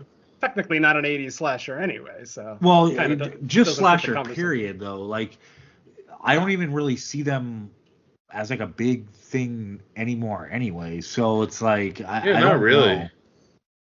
I don't know, man. In a Violent Nature had a pretty good opening weekend for whatever that's worth. For only playing on 1,400 screens, it had a pretty decent opening.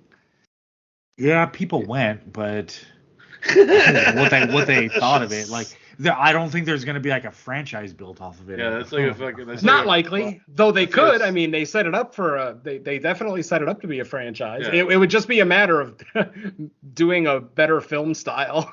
Yeah, I guess you could argue Terrifier, because we are getting a third one, and the popularity grew between the first one and the second one. So I guess that's an example. I mean, they tried it with Hatchet, but that was mostly like an independent thing. But yeah, like other than Art the Clown, like I don't know Winnie the Pooh. Who they're building for Winnie the Pooh. Yeah, I mean, got another the whole universe. Yeah, we're gonna get Steamboat Willie. You know. Yeah, Donald. In 2 years, Donald Duck's licensing expires. So, Donald Duck will join the franchise. We'll have Winnie the Pooh versus Mickey soon.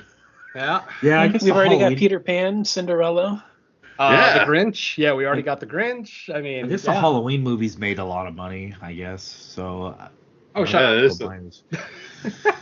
Another franchise that needs to be fucking left alone, for God's sakes. Yeah. I choose your own adventure. Fucking franchise. I guess that's the draw for studios is they make a lot of money whether they're any good or not, because they don't give a fuck about quality. Studios don't, big studios anyway. I mean, Paramount, smaller studios like A24 and Neon, they might care about quality, but I'm sorry, Blumhouse, he may, Jason may put the idea out there that he cares.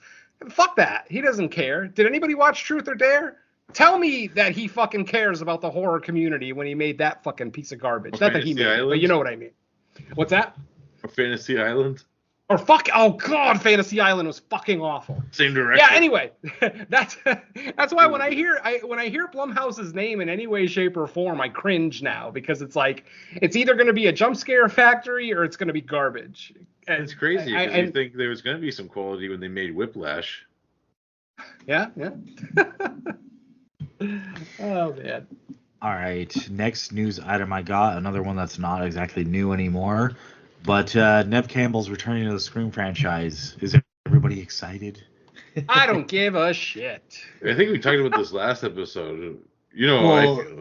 Supposedly now they're talking about how... Well, it's official now. Like, she signed on. Yeah, it's official, but now they've even gone as far to say, like, it might be kicking off like its own new trilogy, like almost like Yeah. I wouldn't say they're starting fresh again, but like they're not just having her come back for this. It's like, oh, we're going to transition to like a new trilogy with her. And what cracked me up about this whole situation was when she was quoted as being like, well, I'm glad they came back and had respectful talks with me and really showed they care. I'm like, no, that's not how it happened. Like, that might be what you want to tell yourself. Yeah. They lost their entire damn cast that anyone cared about, and they pulled the panic button. Yeah, she was and like, fuck backed that. up the money main because star was That's like, what I fuck mean. this They had movie. to pay her what she wanted, so it had nothing to do with respect. I agree with Mike. Zero to do with respect. Without Jenna and Melissa, there is no Scream 7, so they gotta fucking panic. So yeah, yeah, because I think They even Jenna lost and the Melissa- director. The director was like, fuck it, I'm out too. Like, Yep. Yeah, because the movies were making money without Neve. Now, like the Scream super fans, like Lacey, Lou, she's probably super hyped because Neve is her yeah. girl. or Our spirit animal.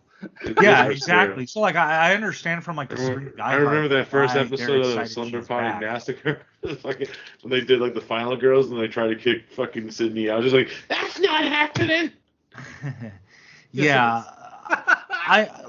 So like I understand from the super fans' perspective why they're glad she's back, but it's like let's not like mistake this for something it's not. They were kind of cornered. They were watching Scream 7 basically go down the drain, and they're like, well, how can we salvage the situation?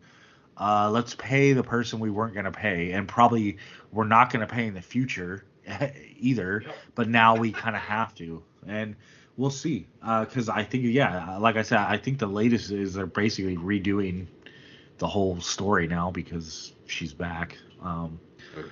Now watch them go and be even more stupid, and they unkill Dewey because they want. Like, Imagine. I will walk out of the fucking theater. I'm not, and I don't even care if we're supposed to review it. If Dewey shows up in any way, shape, or form in Scream 7, other than a flashback, if it's a flashback, fine. If he fucking shows up, I'm walking out of the theater, and I'm never watching another Scream movie again. I'm sorry, Lacey, but that's the truth.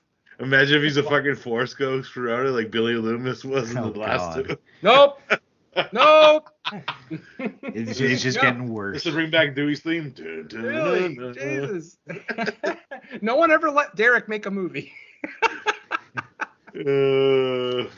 Oh, man. Yeah, but I'll tell you what, though. I bet when Melissa got fired and Jenna dropped out, Neve was like sitting next to the phone with dollar signs in those eyes, like I'm just waiting for that call because I know it's coming. Yep. She's like, it's either this or fucking season 2 of Twisted Metal, Yeah, that's right. That did get renewed too. Yeah. I don't know when they're going to be filming it, but they did say it's coming back. Which, to my surprise, I actually kind of enjoyed the first season. I'd be shocked. because it's got Falcon in it. Right. Falcon's always good. All right, yeah, that's pretty much all the news I've had. Not a lot's coming. I got got some- a couple of physical releases to talk about. Okay. The first one I'm going to talk about, since we were just having a conversation about Mike Flanagan, let's keep the Mike Flanagan love going. If you guys remember, about 10 years ago, he released a movie on Netflix called Hush that got a lot of praise and then basically disappeared from the streaming platform. I'd say about a year or two ago, Hush just disappeared. There is no physical release. There is no way to buy or rent Hush as of right now. Well, that's all going to change, my friends, because Hush is getting a physical release finally later this year. It will be getting a Blu-ray and 4K.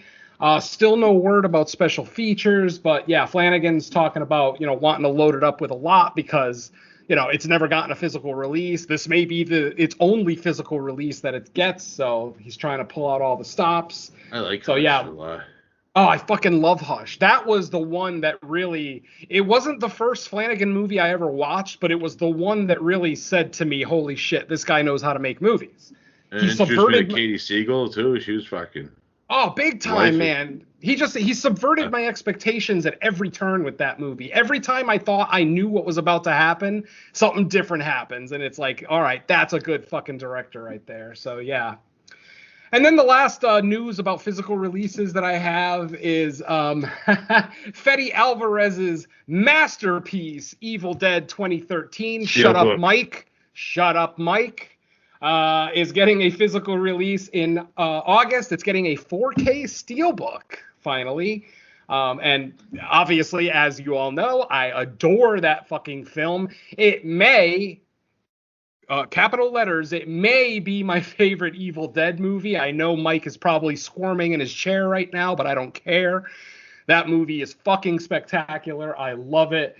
But yeah, I'm very excited that it's getting a 4K steelbook. I am a big steelbook guy because I'm kind of rough with my shit. Like, I tend to throw my movies around, so when I get the steelbooks, it just makes me feel better that it's protected. Because I have broken some movies by just kind of dropping them and whatnot. So I'm clumsy. Whatever. Deal with it. So yeah, Evil Dead 2013 4K steelbook release in August. Look for it. And that's about all I got, Mike. I like steelbooks. I can give it to you all there. Yeah, give it to me, baby. I just think I agree. Like they don't wear down as much, and I just think they fit well, like on a movie rack. Like, it's true. You know? Yeah. You know, that slightly bigger spine so you could read the title easier. Hell yeah, always. I'm down. Mm-hmm. Hell yeah. But that's it for me. I have nothing besides somehow Palpatine returned. Palpatine. Oh shit. Do it. I just bought that Funko Pop a couple of days ago too. Hell yeah. Do they have a Palpatine and Emperor one, like different versions? Yes, there is a Senator Palpatine and an Emperor Palpatine. Yes. Nice. And they're both the best. I'm still working on expanding my Treehouse of Horror Funko Pop collection. Oh, you know the guy to talk to, man. I can get them all. They may not be cheap, but I can get them. Well, the problem is so I have a bunch on my Amazon wish list, and like the base price will be pretty decent, but then because you're not getting them, you're getting them retail or secondhand, that the shipping like doubles the cost. I'm like, God damn it.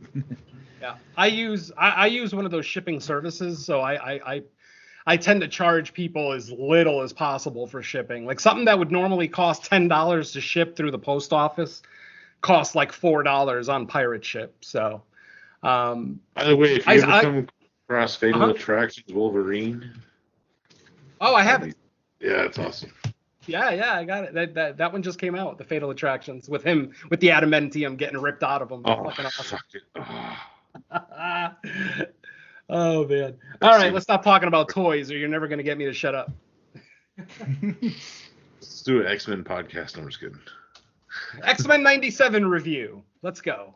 Awesome.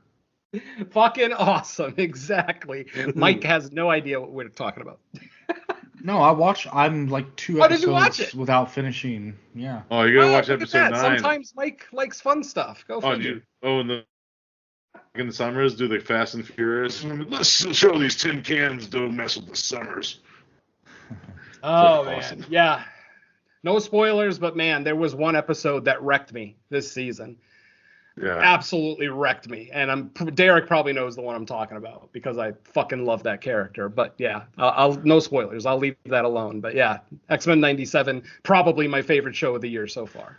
Does Disney have the rights to the original Batman animated series? Is that on there? No, that's Warner Brothers.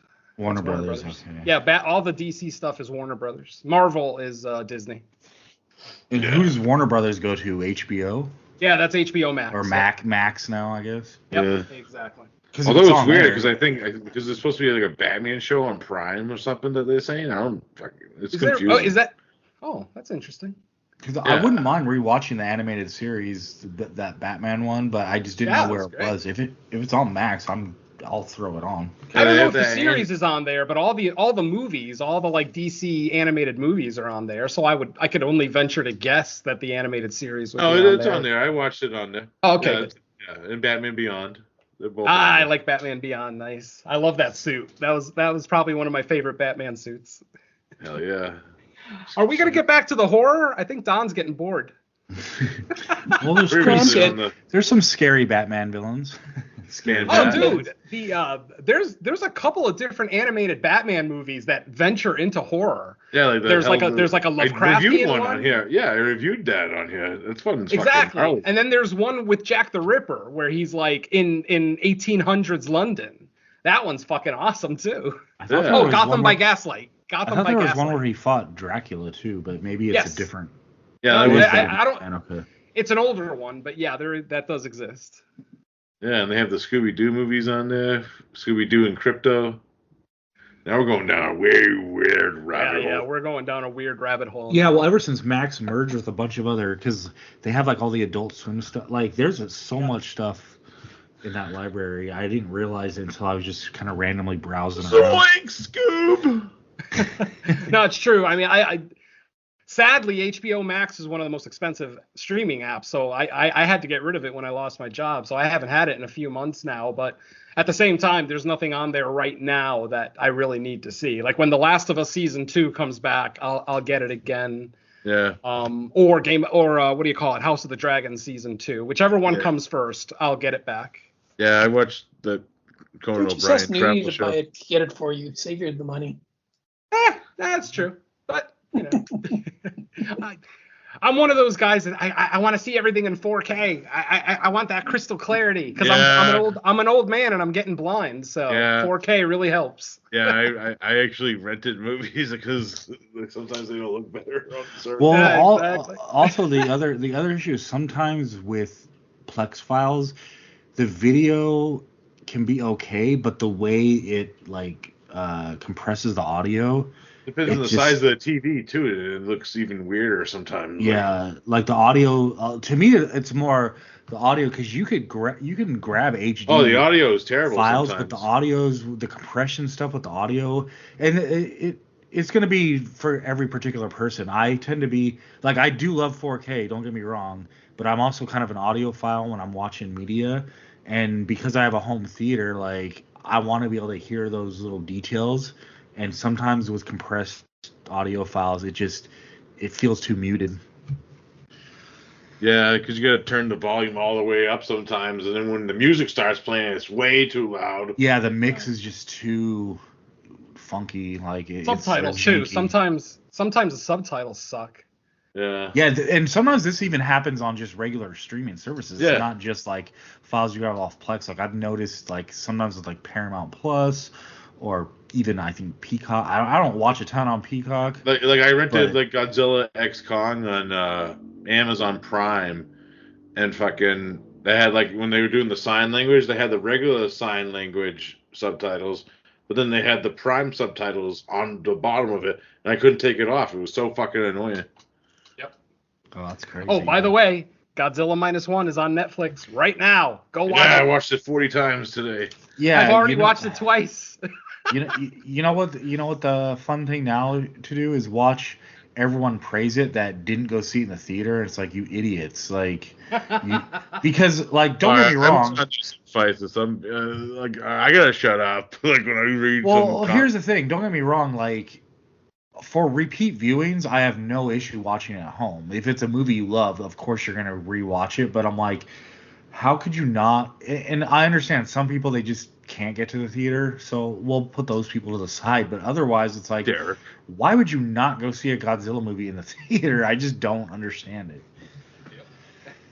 It's going to be the most fun time in the theater. Yeah, and even it was, Godzilla X Kong, which isn't nearly as good as Godzilla -1, is still a fun time in the theater. Yeah, So. And it was there long enough. It's not like it was one weekend and gone. Like word of mouth got around that -1 was amazing, so people had to have seen like it blow up on social media. It's like, go see it.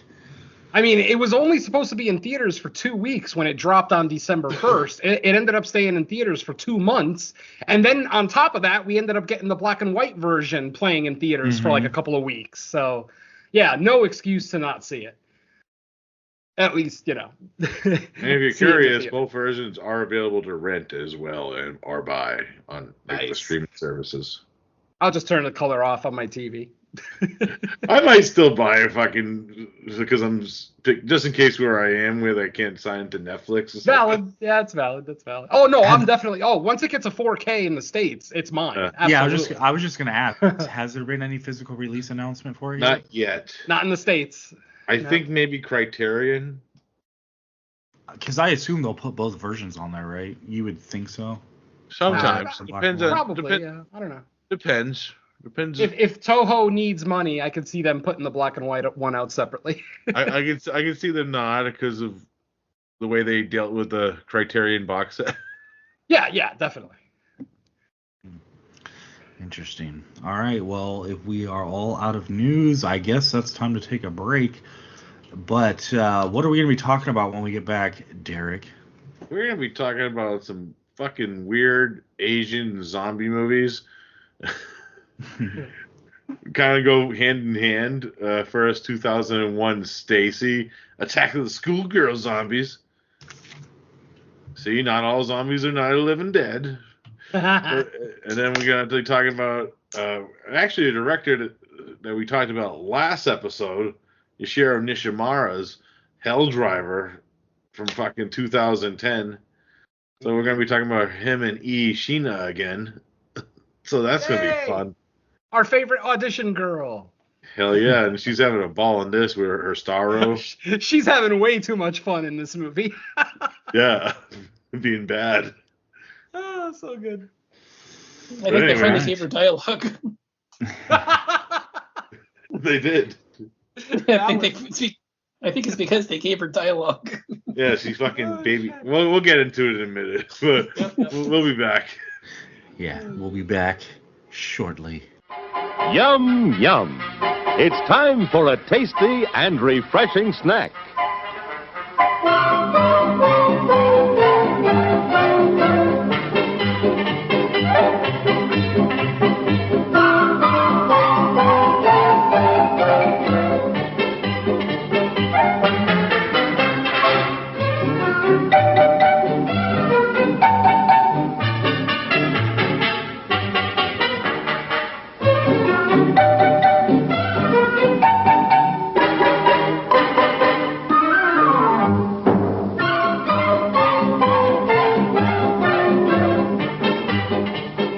Promise to satisfy your hunger, your thirst, your sweet tooth. So visit our refreshment center now. Let's go! And now, on with the show. And we are back, everybody. I don't know what you heard while we were gone. You probably heard nothing, but you probably heard a trailer or two. All in Japanese, probably. Who knows? But anyways, we're here today to talk about two fucking crazy, gory as fuck Japanese zombie movies, because you know what? After like Tokyo Gore Police, I kind of got in that shut your brain off mode where I wanted to just talk about movies that, you know, there's some ridiculous things in some of these movies. We'll talk about it in a minute. But just shut your brain off to enjoy episode. You know, and I'm not going to go in too deep about like the plots of this because I'll be honest with you. I haven't rewatched these since they originally recorded, and I have very little notes. But we'll go around and have a conversation about certain aspects of the movie going into it. Just give you the heads up, and it's not going to be like, I'm going to go down the whole plot of this movie and be like, yeah, this is how it ends, the end. No, that's not happening today. So the first movie we're going to be talking about is 2001's Stacy, Attack of the Schoolgirl Zombies. Now, this is directed by Naoki Tomomatsu. Oh, sounds like a fucking drink. Badass. I know this director. He's done a bunch of movies that I love, including like the Lust of the Dead movies. Or Rape Zombie! Yeah. Same director. It's not a trilogy, remember. It's not a trilogy. It's a quadrilogy. Yeah, don't remind me, Donna, because I'm still pissed at Tokyo Shock for announcing 4 and 5 and never releasing them. And they're out there if you look on porn sites, but that's literally where I saw them. I found them on porn sites. Makes sense. I own it. I actually own the box set. It's good stuff. But he also did with actually the other director of the next movie. They co-directed Vampire Girl versus Frankenstein Girl, which I fucking love. That was actually Awesome. yeah, Yashir Nishimura and yeah, they both directed that one. Yeah, Stacy. It's a very lower budget zombie film from Japan. I even think like it feels super TV like with the film because it's very like a lot of Japanese movies from this time period kind of had like that like made for TV movie feel with like the camera movie because a lot of like even like the early Ju-ons they felt like shot on video ish. You know, like the way that's just the way that some of their budgets were, you know what I mean? It's nothing against the movie or anything, but it just seems like lower budget like equipment they were using and shit like that. But yeah, there's some recognizable faces. Actually, one of the faces I recognize in this movie, I forget the actor's actual name, but he played Inspector Osaka in the Gamma trilogy. He's actually in this movie. Yeah, so yeah, pretty much the plot of the synopsis for this one. Oh, I'm gonna have to do some work around it because I think it was a translation thing with like the sub, like we were talking off air about it. So I'm gonna read it to make it make sense a little bit more. And when you read it on your own on IMDb, guys, you'll see what I mean. Girls surrounding 17-year-olds are affected by illness that make them into Stacy's. They feel a strange momentary happiness until they become zombies. Yeah, there's some weird things about that one, where the aspects of that we'll get into it more. But you know, I'm kind of curious on like everyone's thoughts on the movie and their history with it, if they have one. So I'll actually start with our guest first. Dawn, do you have a history with this movie, and what do you think about the plot of it altogether and the aspects of it that you like? So this was a first time watch, and I fell in love with this. This is amazing. I can't believe I didn't get to this one sooner. I'm even going to go ahead and say this. I like this more than Helldriver. So I fell in love with this. This is exactly the kind of wacky Japanese movie making that I fall in love with. The pacing is just perfect for me. I think the idea of what goes on in here is just so bizarre and over the top that it can only come from Japan. Some of the gore is a little cheesy, but I mean, you know, I'm fine with that. But I think where this one works is the storyline here. I fell in love with what goes on and what goes on here. The zombie virus or disease or whatever you want to call it. I think it's just it makes no sense in logic. I mean, you know, attempting to apply logic to Japanese movies is insane, but I think the interior logic within the film is a little muddled, but it still pulls off these surprisingly heartwarming moments where the girl and the guy that she, you know, falls with and they spend the majority of the movie together with. I fell in love with their relationship. I love the way that they come together. Her just bemused enjoyment over everything that happens just kind of wears on you and it just like breaks you down over time.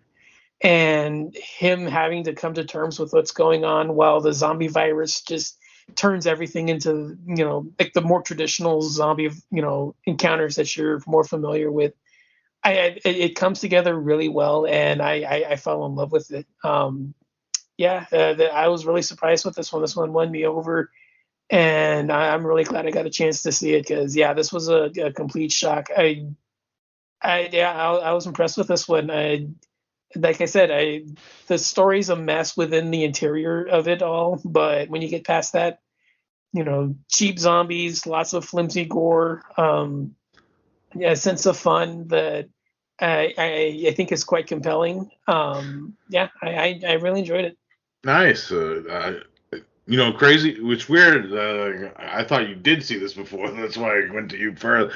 But it's great that you like it was a first time watch for you, man. I'm glad Because like I remember the first time I seen this too, and like, yeah, I'm like, this is gnarly. Like that whole thing with like the head with the spine. I thought that was fucking awesome. That was amazing. Yeah, that was awesome was the first amazing, time I seen it. But I'll say my thoughts more later on. We'll go to Venom next. Venom. All right. Well, for me, I saw this movie right away as soon as it dropped in the States. I want to say 2002 or 3, and I bought the DVD instantly. I'm very much like Don. I kind of just fell in love with this movie right away. I thought the story was cool. The gore obviously is there. It may not be as nuanced as something like Tokyo Gore Police, but it the fact that the movie shot on video gives it that kind of little cheesy look to it and feel, which is very charming. I'm not saying it as a negative. I like shot on video. It just feels a little bit more like you're actually in the movie, like you're there watching it. It's more raw. Exactly, like you're a part of it. So I'm always down for that. On the rewatch this time, because like I said, I bought this movie over 20 years ago. It's not quite an annual watch for me. I'll watch it like every 2 or 3 years, but I will say that on this watch, I'm definitely seeing more of the limitations with the storyline. This story is not nearly as robust as something like a Tokyo Gore Police or Adam Chaplin that we did on the last episode. There's a little bit more suspension of disbelief. You kind of have to just let some stuff go. Like they never really get into the science of why it's only girls 15 to 17 that are being affected by this. We get a very flimsy explanation towards the end that has to do with their desire to be loved and things like that. But I just always thought that this story could have been a little bit tighter, a little bit and like Don said, trying to make sense of a Japanese movie is just, it's a losing effort. But at the same time, something like a Tokyo Gore Police that totally makes sense to me from beginning to end, even though it's over the top insane, this one kind of loses me towards the end, especially the ending itself. Not to say that I dislike it, but I feel like it's a little overly sappy. Now, yes, this girl and the guy that she met have this relationship, this very awkward relationship that does eventually turn into love, but it never really felt like the guy accepted his task. Like he said, yes, I'll do it, but he always had this look on him like he was going to chicken out or not do it. And obviously we get that moment at the end where, will he or won't he? So, there's obviously that redemption moment there for him. But like I said, the gore is there. There is no complaints about the gore. Absolutely. And the references in this movie. Holy shit. Bruce Campbell's right arm. Bruce Campbell's right arm too. This is the second one. It's the more improved model. We've got the Romero repeat kill troops, which is fucking insane. We've got the Unagami Institute of Corpse Resuscitation. The organizations and the references in this movie are endlessly entertaining. The commercial for Bruce Campbell's right arm, the commercials for the Romero, repeat kill troops, like they're all endlessly entertaining. I mean, this is like a slightly funnier version of Starship Troopers. Obviously, whereas Starship Troopers has the money behind it to do all those great CG effects, this one maybe obviously has a lowered budget, but it feels, I don't know, it almost feels like a spiritual successor, if you will. So, but overall, I love Stacy. I love the story. I wish there was a little bit more backstory, only because I am a fan of story. I don't necessarily need my backstory, handed to me on a silver platter, but just a little bit of something about the science. Because when you really think about it, the fact that they only made girls turn into zombies can be looked at as slightly, what's the word I'm looking for? Fetish. Misogynistic. You know what I mean? Like why aren't any of the teenage boys turning into zombies? I'm surprised. Much like trying to make sense of Japanese horror. You're absolutely I think right. Misogyny in Japanese movies is a losing battle. Yeah, that's there's a lot of weird correct. humor in their movie. Like when we reviewed Def Kappa, like they had like the transgender pilot. Yeah, you're right. You know. But like I said, overall, I really, really do enjoy the movie. It's not on the same tier as as like a Tokyo Gore Police or Frankenstein Girl versus Vampire Girl, Machine Girl, things like that. Like I hold those movies in slightly higher esteem. But this movie is endlessly charming, endlessly entertaining.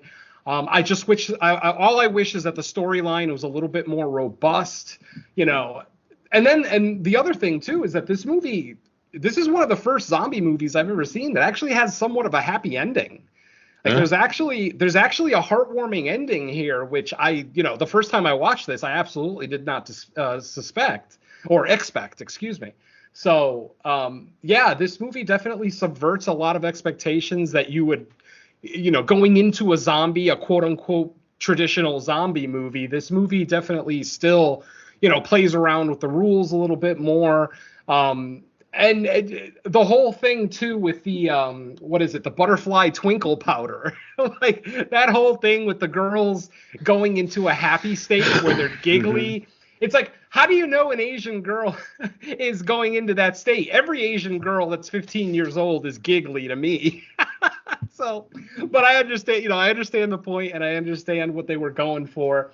Like I said, I found it entertaining, just maybe a little bit more explanation, a little bit more science. But honestly, it's only a half step below some of those other Japanese gore flicks that I mentioned. So still a great film. High recommend if you haven't seen it. I mean, if you're a fan of Japanese zombie movies, there's no reason to not see Stacy. It's an hour and 20 minutes, folks. It's a quick watch.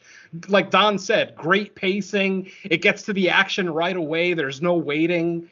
And like I said, hour and 20 minutes. I mean, hell, with the special features, you're only going to be there for about an hour and 40 minutes. So, highly recommend. A great little movie. Just wish the story was just a little bit more robust, but otherwise awesome. Nice.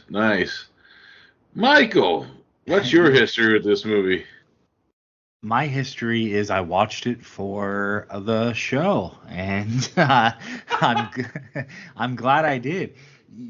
As I was watching this kind of reminded me of like a movie you would rent at like the local video store when, like, let's say if you compared it to slashers, like let's say you've cleared the shelves of like all the big name slashers, so you kind of go down to like the next tier of like, oh, what's this random one that I've never seen before, and you grab it, and it's kind of like a mystery. You're going in blind, you don't know anything about it, and you end up really having a good time with it, and you want to go tell your friends about it and that they should rent it next.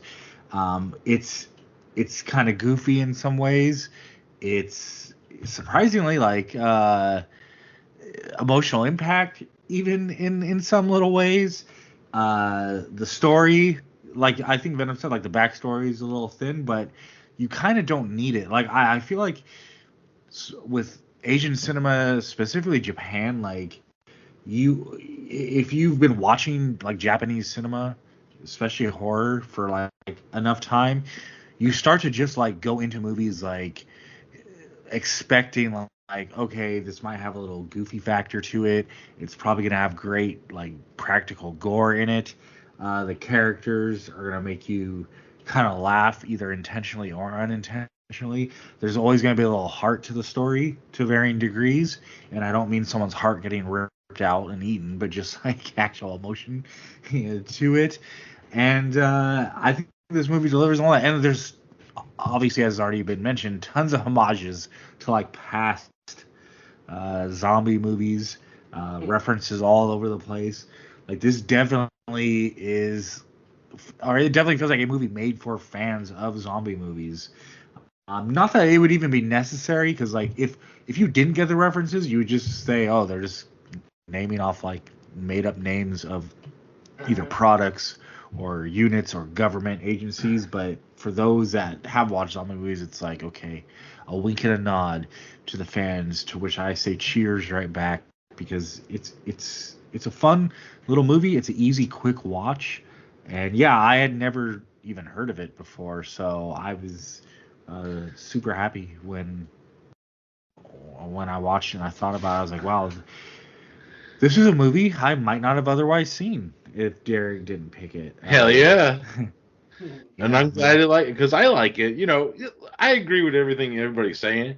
it's a very like some parts of it are very cheesy because of its low budget nature, but it brings out like a certain charm that you kind of fucking respect at the same time.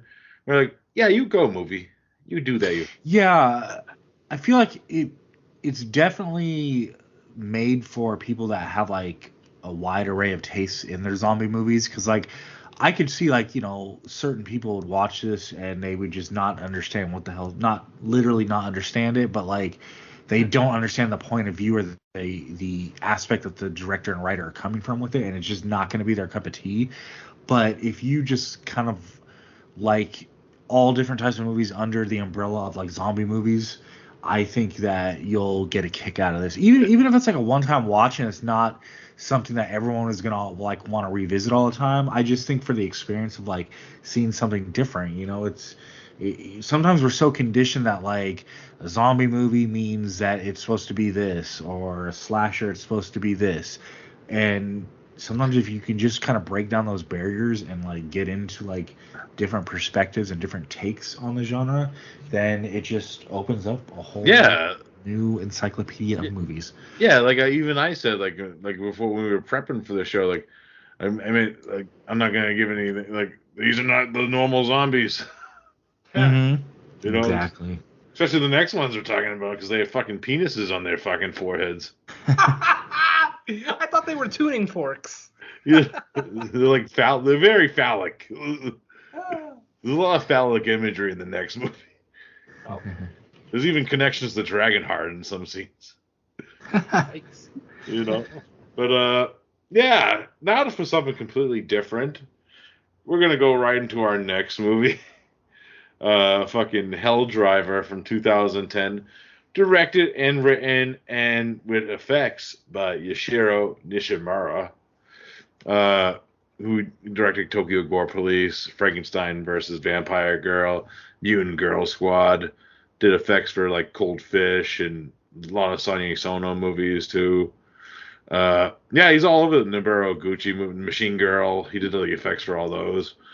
But yeah, this is like kind of like the beginning of like a new like brand of like these kind of movies that came out through like this company that was a side company with Nikatsu called Sushi Typhoon. There's a bunch of weird, crazy movies that came out during this period, like Yakuza Weapon. What the fuck? Some of Nobuo Gucci one. The Mutant Girl Squad was part of this. Vampire versus Frankenstein Girl, I think was part of. Tokyo Gore Police was the first one. No, there was. Well, with the Sushi Typhoon label, I mean, Don. Yeah, that's what I'm saying. I always thought Tokyo Gore Police was the first Dreams. one. Fever Dreams. Fever Dreams was first? Is Machine Girl not on that label? Because that was Fever Dreams too. Tokyo Gore Police was before Machine Girl. Oh, okay. Yeah, that was all Fever Dreams because that was a different label. Because that was Tokyo Shock produced. I was gonna say I always thought Tokyo Gore Police was the first one. Oh, I didn't know that was. Well, I meant for like the Sushi Typhoon label. That's what I'm saying. I always thought that was the first one. Could be. I because I never seen because it doesn't start with like the Sushi Typhoon opening. The credit. You know what I mean?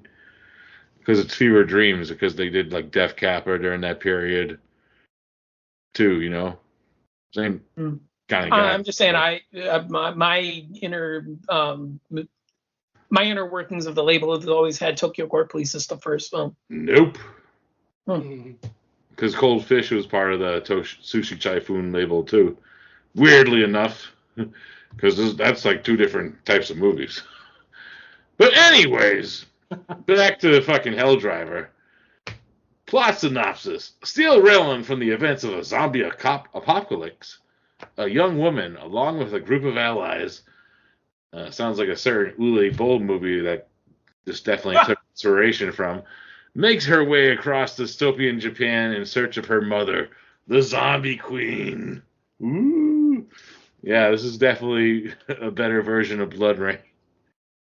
Watch. Yes. And even borrows some weapons from the Warhammer games. We'll get into that.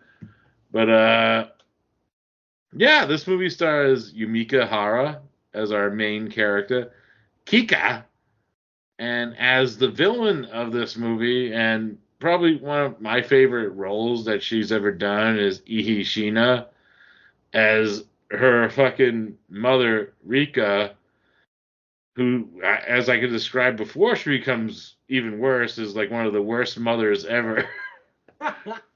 With her fucking weird, cannibalistic, incestuous brother. Oh. Yeah, yeah, they're like the fucking Firefly family. And I feel so bad for this girl in the beginning of this movie because her mother is like, ugh, Yeah. And that's not even like that's the first like fucking 10 minutes of the movie, of the first 10 minutes of the fucking 45-minute cold open. But yeah, and then I'll go first on this one. Helldriver is a very ambitious fucking movie for Yoshiro Nishimura because, man, the first time I seen this fucking movie, I'm like, you have the fucking balls to do a 48-minute fucking cold open and then just drop trailer, like, credits in the middle of this fucking, like, I'm all into it. And then all of a sudden, Yoshiro Nishimura's Helldriver. I'm like, yeah, let's fucking go. And then that happened. I'm like, even that, like, in like regular like American cinema, like that's fucking, that would be fucking ballsy to do because It's almost like you forget about it, and then all of a sudden it just pops up, and it's like, wait, I thought I saw that. No, wait, I didn't. because I was thinking it was gonna just come have like credits at the end, like a normal movie at that point. You know what I mean? But That's what I'm saying, is that you forget about it because it's been so long, and then all of a sudden it just pops up, and it's like, oh wait, yeah, we didn't get any. You almost forget about it. Yeah, it's fucking awesome when it does. I'm like, whoa. But, it's very ballsy. I can see a lot of people be like, what the fuck? And just walk out of the room.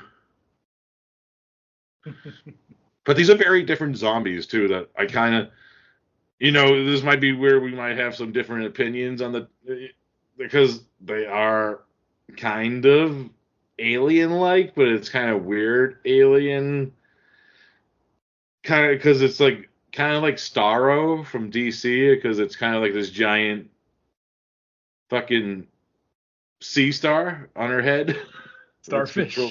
Starfish, yeah, that's the word I was looking for, Venom. Alien starfish, like fucking Starro. Yeah. It's controlling all these fucking things. So I kind of like that aspect of it.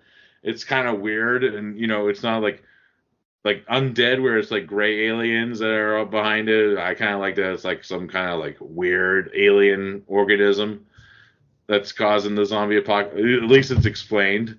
And I kind of like, it's very like this mixtures like we said, Blood Rain. There's also like that Verhoeven factor that Tokyo Gore Police had, where like, this girl ends up becoming like RoboCop, the main character, which I kind of liked. And, her fucking weapon, the chainsword, that fucking thing's awesome. Yeah. I can't believe she can wield it. She looks like she's such a tiny little girl. Yeah, but then they explain it like she's got RoboCop parts now. Yeah.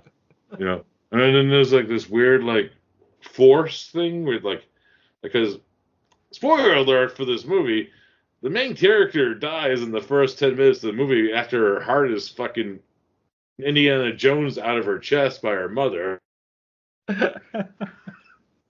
Who's still alive somehow with a hole in her chest, and she absorbs her heart. So it kind of, that's what I mean with Dragonheart. Like every time like she touches the heart, they can feel it, because that's what happened in fucking Dragonheart with the fucking dragon and the bad guy in that movie. I gotcha. But overall, this movie is a trip. There's a scene where one of the bad guys, it's very cartoony too. It's very Looney Tunes, because the bad guy builds a fucking car out of a zombie. It's the fucking greatest thing ever. I'm like, what the fuck is going on? And I can't believe it's happened in this movie.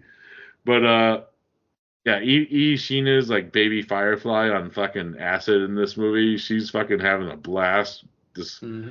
Yeah, she's a fucking beaut in this one.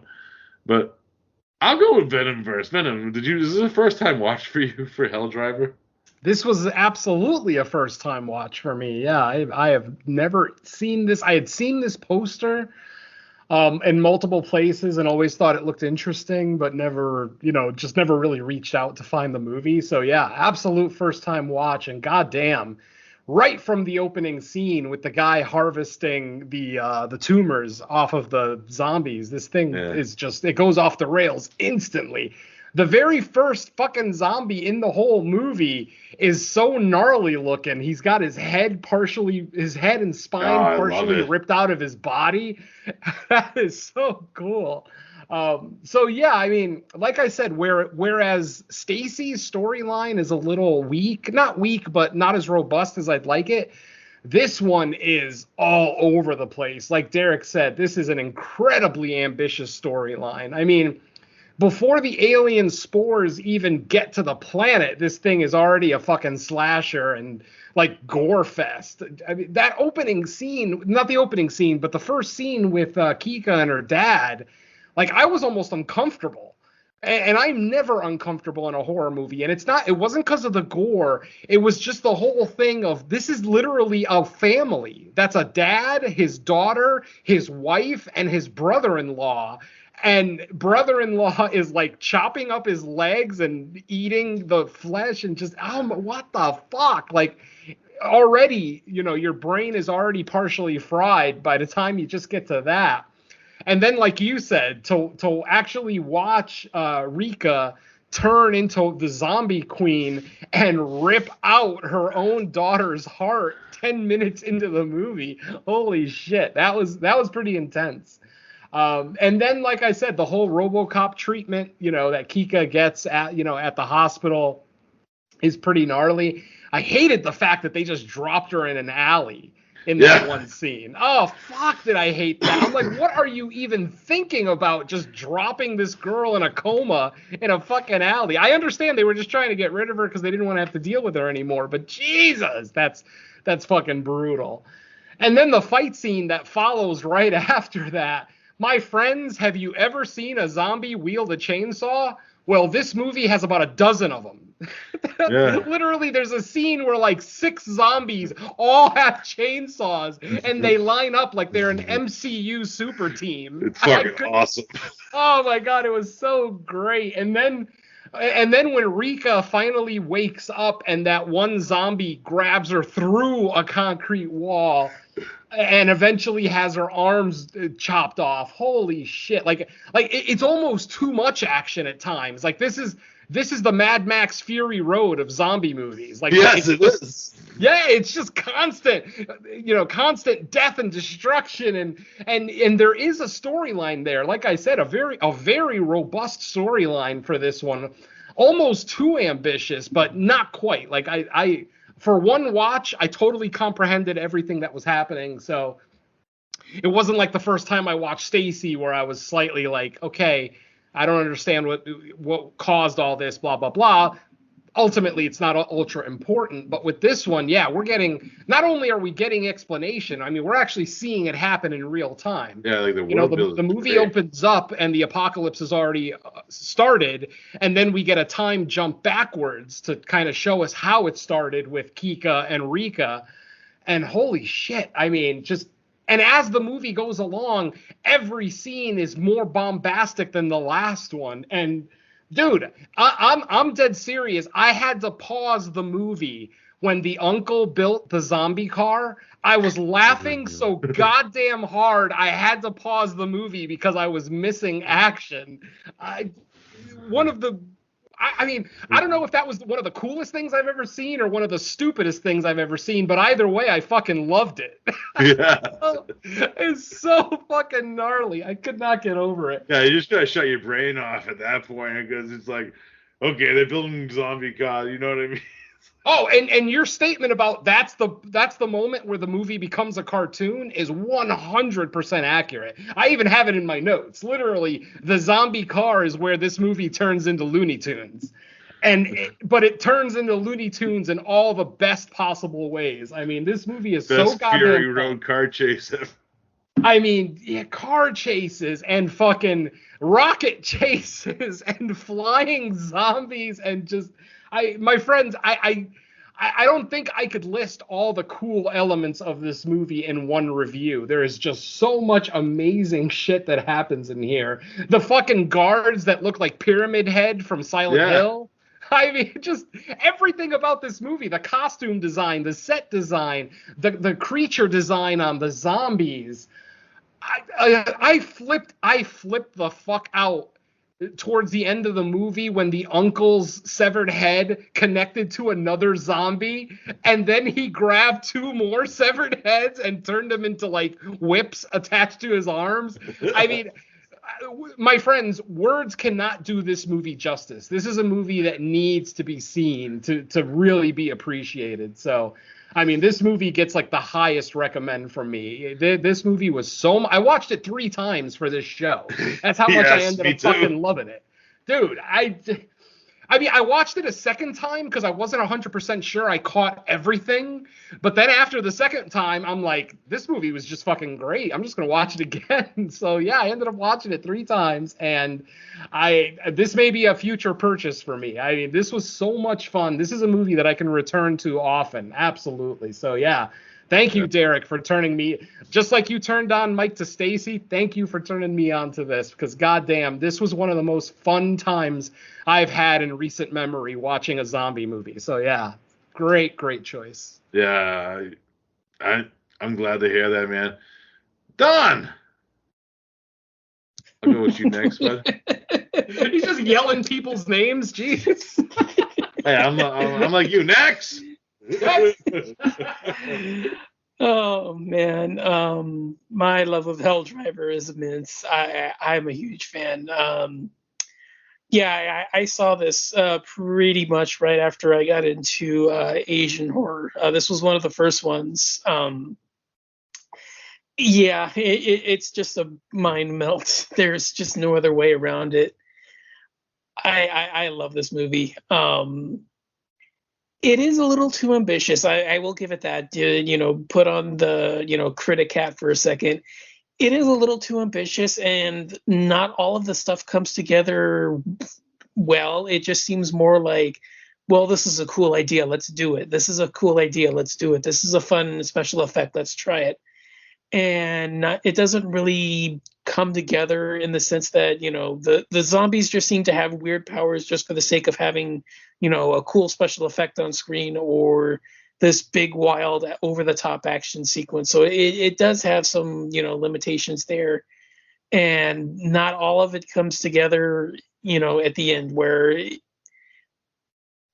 I'm trying to pick my words here just because my giddiness of trying to describe it is overwhelming. But again, it's another one where I think the idea for this one is just a little too big for the scale of the film that this is, because it does at times look cheaper than it really should have, where if they'd scaled it down a little, if they would have put the resources where it needed to, it could have come together in a better sense. But yeah, I think a lot of just what goes on in here is just overwhelmed by the scale of what's happening. I mean, the zombie cars driven by undead, I mean, the zombies in here talk, so it's wild from the get-go. But I mean, the first time you see these creatures and you see these unicorn penises stuck off their heads,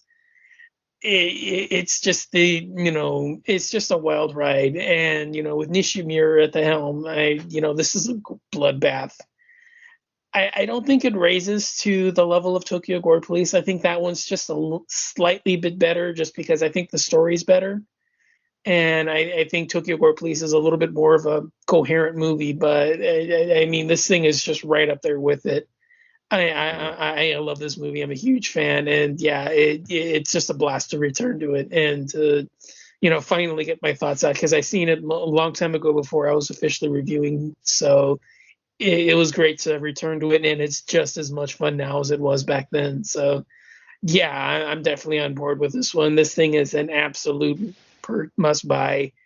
Get it however you can. I believe Shudder has it, or like I think Haya. Hiya. Okay, they're the new ones that had it, because I know for a fact it was on Shudder for a while, but Which is like the Asian like cinema version of Shudder, where they show like kung fu movies and like a lot of Well Go USA shit on there. yeah. I guess I don't have that one, but yeah, that one makes sense, because I mean this thing has just about everything. So yeah, if you're into Asian splatter, if you're into wacky over the top, just throw everything at the wall and hope it sticks, but done with a sense of it's not as goofy and low budget as you think it is. It's just a wild ride. Yeah, I'm a huge fan of this one. Fuck yeah. Michael. Yeah, it's funny that Venom mentioned how it went all Fury Road, because when I was watching it, that was my exact. I don't know if I specifically said Fury Road or just like a Mad Max movie, period. Because like once it hits the road, it kind of made me think of like the Mad Max series. Like, oh shit, it's like the zombie apocalypse Mad Max going on here. But this movie, to Don's point too, it's very ambitious. There's so much going on. It almost feels like it's a combination of different ideas for a zombie movie all thrown into one. You could maybe detractors of the movie would even say it's too ambitious, but I just think that kind of adds to the over the top fun factor of this one. It has a little bit of everything for everyone. This was a first time watch for me too, so it's a lot to take in for the first time. There's something just gross about those tumors coming out of people's heads, like just the visual. It's very From Beyond, like Jeffrey Combs when he had that thing come out of his head. Yeah, I feel like that body horror aspect. I mean, obviously zombies themselves could almost be considered a form of body horror, I guess, but like something about those tumors, it just adds that extra ick level to like what's going on. Yeah, and it's fucked up because then it's like fucking there's a whole like drug element to them too, and people are using it as drugs. Mm-hmm. Yeah. Well, that's one of the things, though, that I mean, not to cut you off, but that almost kind of gets dropped halfway through, because you never really see them actually targeting the zombies for the drug. It as soon as like the mission starts and you get like the end game with her going in with a band of rebels, that part of it does kind of get dropped. So it is one of those areas where because it's part of the that's one of those. Yeah, that's what I'm saying. Is like that's one of like the the things too ambitious, where that could almost be like its own separate movie, where you see like one of the you get this whole world about these the zombies coming in and taking over, and then one of the underground ways of survival is by harvesting these creatures growths on their heads and turning that into cash. Yeah. And it being about this group of survivors that are on this life or death mission to try to capture one of these creatures, and then things go wrong from there. Like that almost could have been like excised out of the movie and taken on its own and made its own separate film from. So yeah, that's one of the things I was saying about maybe being a bit too ambitious for its own good. Yeah, I get it though, but there's also like this aspect where you don't know how much time has passed in that cold open either, because there's a lot of things with like politician Trump and Japanese Biden, where they keep fighting with each other on the screen during that cold open too. You know what I mean? So, by the way, did I see correctly when the second prime minister became prime minister? Did he give himself the Hitler mustache? Yeah, Japanese Trump. Yeah, he did. Holy shit! Like he didn't have it before he got elected in, right? No. That's so funny. He became leader and he gave himself a Hitler mustache. Oh. Oh shit! It's good stuff. Yeah. Anyway, sorry about interrupting you, Mike. Yeah, go ahead, Mike. Michael?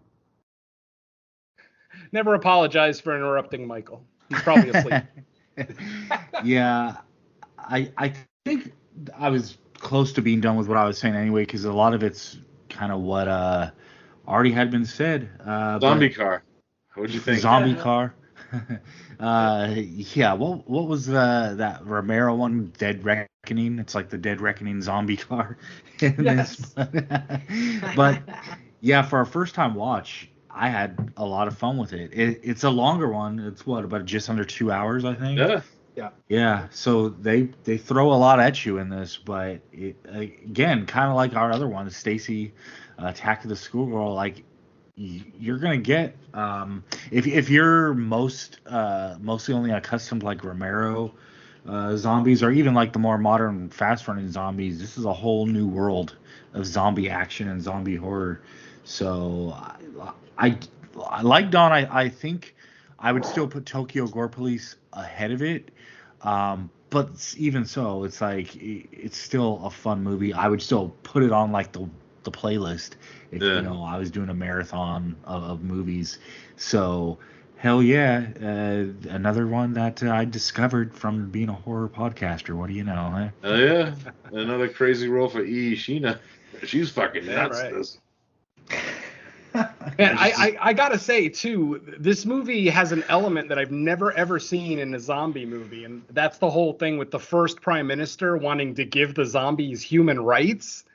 Like, what the fuck are you? Do you not know what a zombie is? There's another movie that came out a few years before that tackles it. It's a film called Zombies Anonymous, I think. Oh, okay. But yeah, I mean, this was the first time I had ever seen anything like that. With the whole. It's kind of obscure. So like a shot on video kind of a thing. But I think it came out like maybe 2005, 2006. It goes by a couple different titles, but I think it's called Zombies Anonymous. Yeah. I'm questioning a world where somebody looks at these zombies and actually thinks they're still human. Like, I understand if this were to actually happen, that maybe some people at first would think, oh, this is a virus that can be cured and potentially. But after a while, after you've been living in this apocalypse for like months, no, there's no humanity left in these husks of a body. It was a really weird element. And I got to say, like, the biggest guilty pleasure moment for me was watching the prime minister die at the hands of a zombie, the exact people that he was trying to protect and get human rights for. I thought that shit was hysterical. I'm sure there's some social commentary there, but goddamn, I just found it funny as shit. Fuck yeah. Oh, man. Good shit. By the way, Devil Baby Morningstar, fucking awesome. Hell yeah. Holy shit. Dude, there is so much. I mean, we've only talked about a fraction of the insanity in this movie. I just, obviously the zombie car and the zombie rocket is going to be things that people talk about the most, but goddamn, there's an actual scene in here where it's raining zombies. I mean, fuck. Yeah. This movie is so goddamn original. It's almost a travesty that more people don't know about this movie. Because, I mean, about 3 or 4 years ago when Wormwood Road to the Dead first came out, I talked about, in my review of that movie, I talked about how original I thought that was, and, the whole thing with the zombie queen. And here's a movie 10 years earlier that actually has a zombie queen, and an evil zombie queen, too, as opposed to Wormwood, where she was more of a protagonist zombie queen. But goddamn, this movie is so goddamn original and so goddamn fun. I can't imagine a horror fan not enjoying this. Like, if you don't find some pleasure in this movie, then you just don't like zombie movies. It's just that simple. True. Or you could be turned off by the length. I know a lot of people that are turned off by films that are around 2 hours. I think the overdose could probably turn some off. I mean, I'm not saying that there's going to be a lot that will, but I can see that happening. No, absolutely. I mean, hell, most people, when they see that a 2-hour zombie movie, they probably won't even turn it on. I mean, I've said it before. I'll say it again. Zombie movies, slashers, there are certain subgenres of horror that don't need to be 2 hours. But ultimately, one of my favorite movies of last year was a 2-hour zombie movie. What do you call it? What was it? The List movie. Shit, what the fuck was it? I forgot the title already. No, The List, the comedy from Japan. Zom 100. Zom 100. Oh, yeah. You didn't see that movie, Derek? Holy shit, that movie's amazing. That's on Netflix. It's a Netflix one, right? That's a Netflix movie. Yeah, there's an anime and a live action movie. Okay, the live action movie is fucking amazing. I know what I'm watching tonight then. Dude, I had so much. It's not like ultra gory, but it's more about like it's kind of a heartwarming story because of the characters in it. They kind of find each other during the apocalypse, and they kind of traverse their way through it on the way to this aquarium. I just had such a good time with it. So I guess 2 hours. I guess there is a place for 2 hour zombie movies because I've praised the last couple that I've watched. So yeah. But yeah, I mean, don't be scared of the runtime on this movie, folks. It goes by so quick. Like I said, I mean, literally the opening scene, we get a scene with a shitload of zombies and some guy who's harvesting their horns. And from there, it just goes to the Kika and Rika insanity. I mean, trust me, we cannot put into words how fucking amazing this movie is. So yeah, if you're a fan of over the top, just ridiculous horror movies, this is a must watch. This is an absolute must watch. So yeah, Helldriver, fucking awesome. And there's another connection between the two movies. They both star film historian Norman England in small roles. Nice. Yeah, funny. Facebook I like friend. how he's the annoyed patron in this one. That's his character title, annoyed patron. And he's just Jeff and Stacy.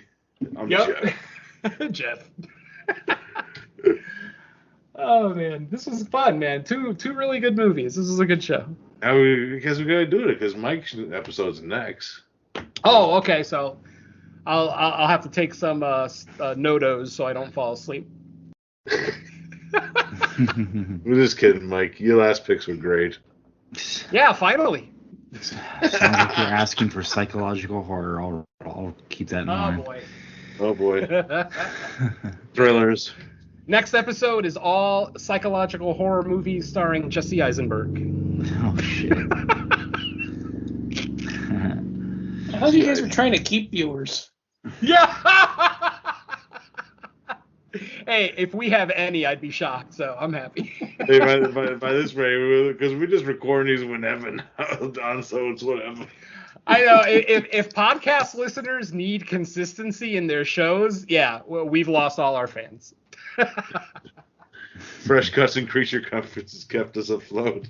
That's about it. Fresh Cuts is keeping the family together. All right, then. Well, that's going to wrap up episode 60 of No More Room in Hell. But before we get out of here, let's find out what else can be heard by everybody. So, Venom, I'll kick it to you first. What's going on in your world? The only other thing I've got to talk about is another show in the family. So, No More Room in Hell presents Creature Comforts. Episode 26 is now available. On that one, Derek, Don, and myself, we do a little mini tribute to Roger Corman.